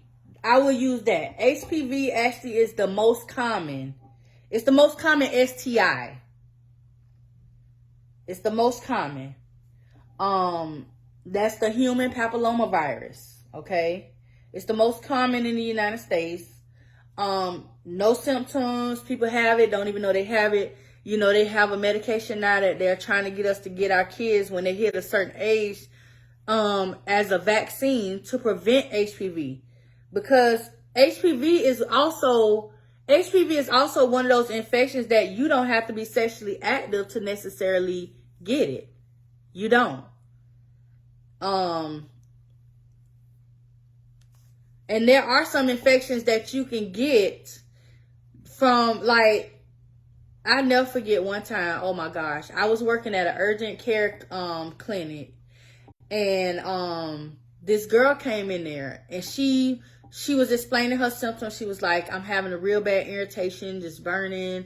Like, she was like, it's just real bad and I can't stop. Nothing I use, it won't stop. And so, you know, I was the female with the doctor that day. So, you know, if it's a male doctor, they have to have a female go in the room when they're doing exams and stuff. So I wasn't expecting, when I went in there with this doctor for this exam, to see what I was going to see.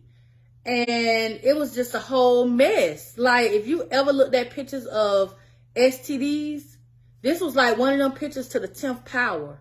And we and a doctor looked at each other like,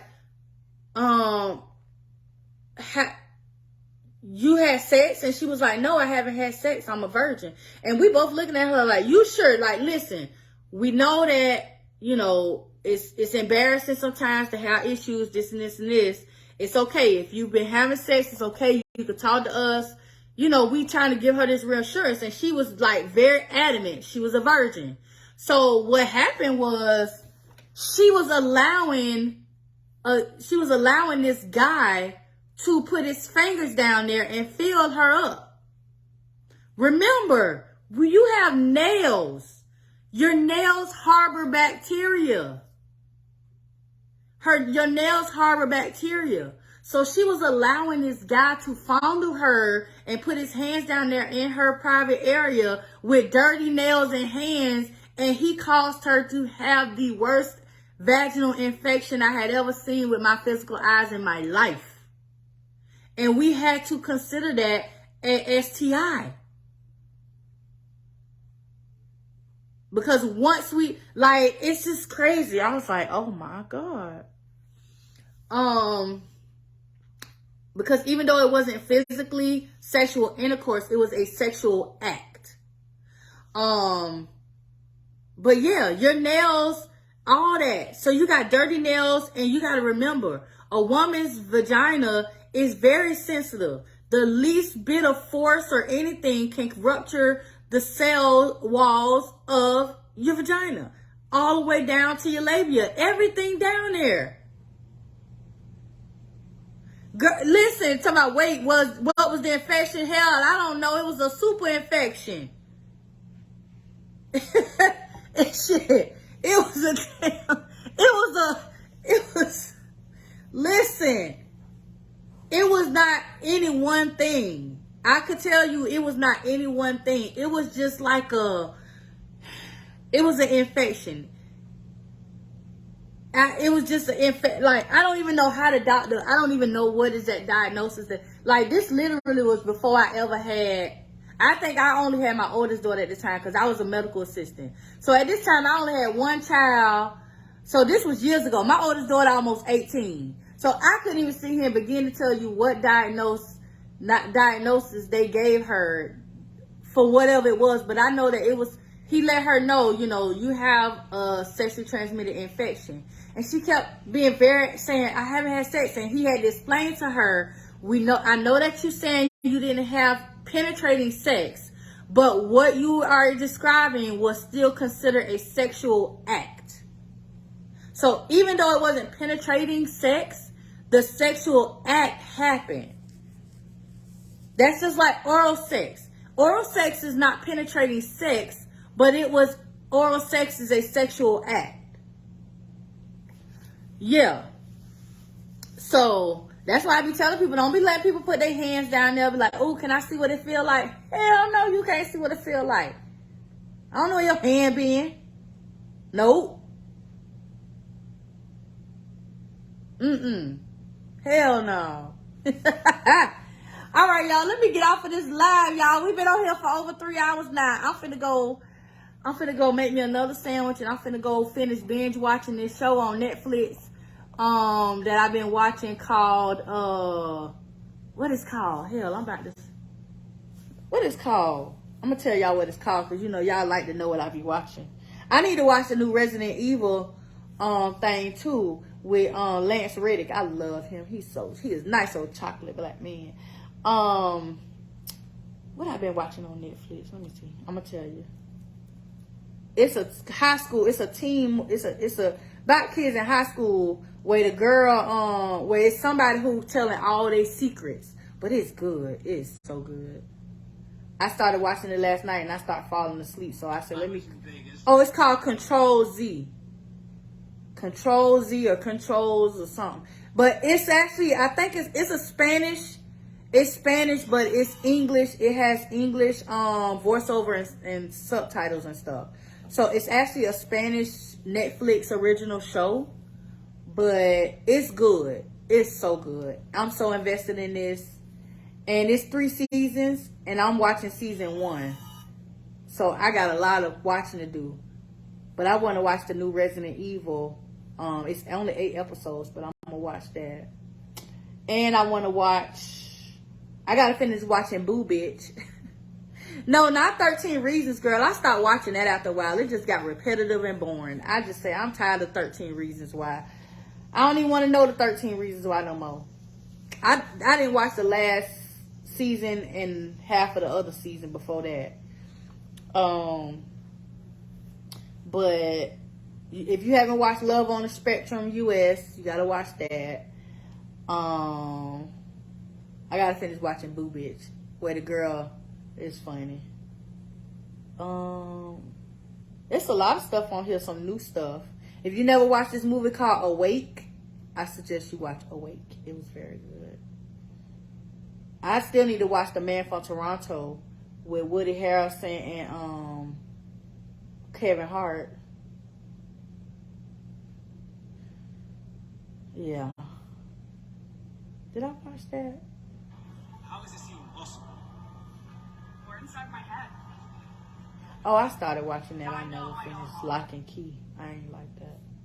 I said I was gonna watch the Upshaws. Everybody keeps saying it's good. Oh, I watched that documentary called The Girl in the Picture or something like that. I think that's what it's called, The Girl in the Picture. It was good. It was about this, where they was trying to find out about this man who kidnapped these people, this lady and her child. It was good. I rolled my eyes and he said, "No, Tom, you need to listen." Okay, but yeah, I'm finna get off of here. Thank you guys for coming. Oh, Money Heist is the bomb, man. I want me an old professor with his little fine stuff. I love the professor. I said I was gonna try to watch the Japanese version, but I don't even think I'm gonna like it. They got a Japanese version came out. But I don't know if I want to watch the Japanese version.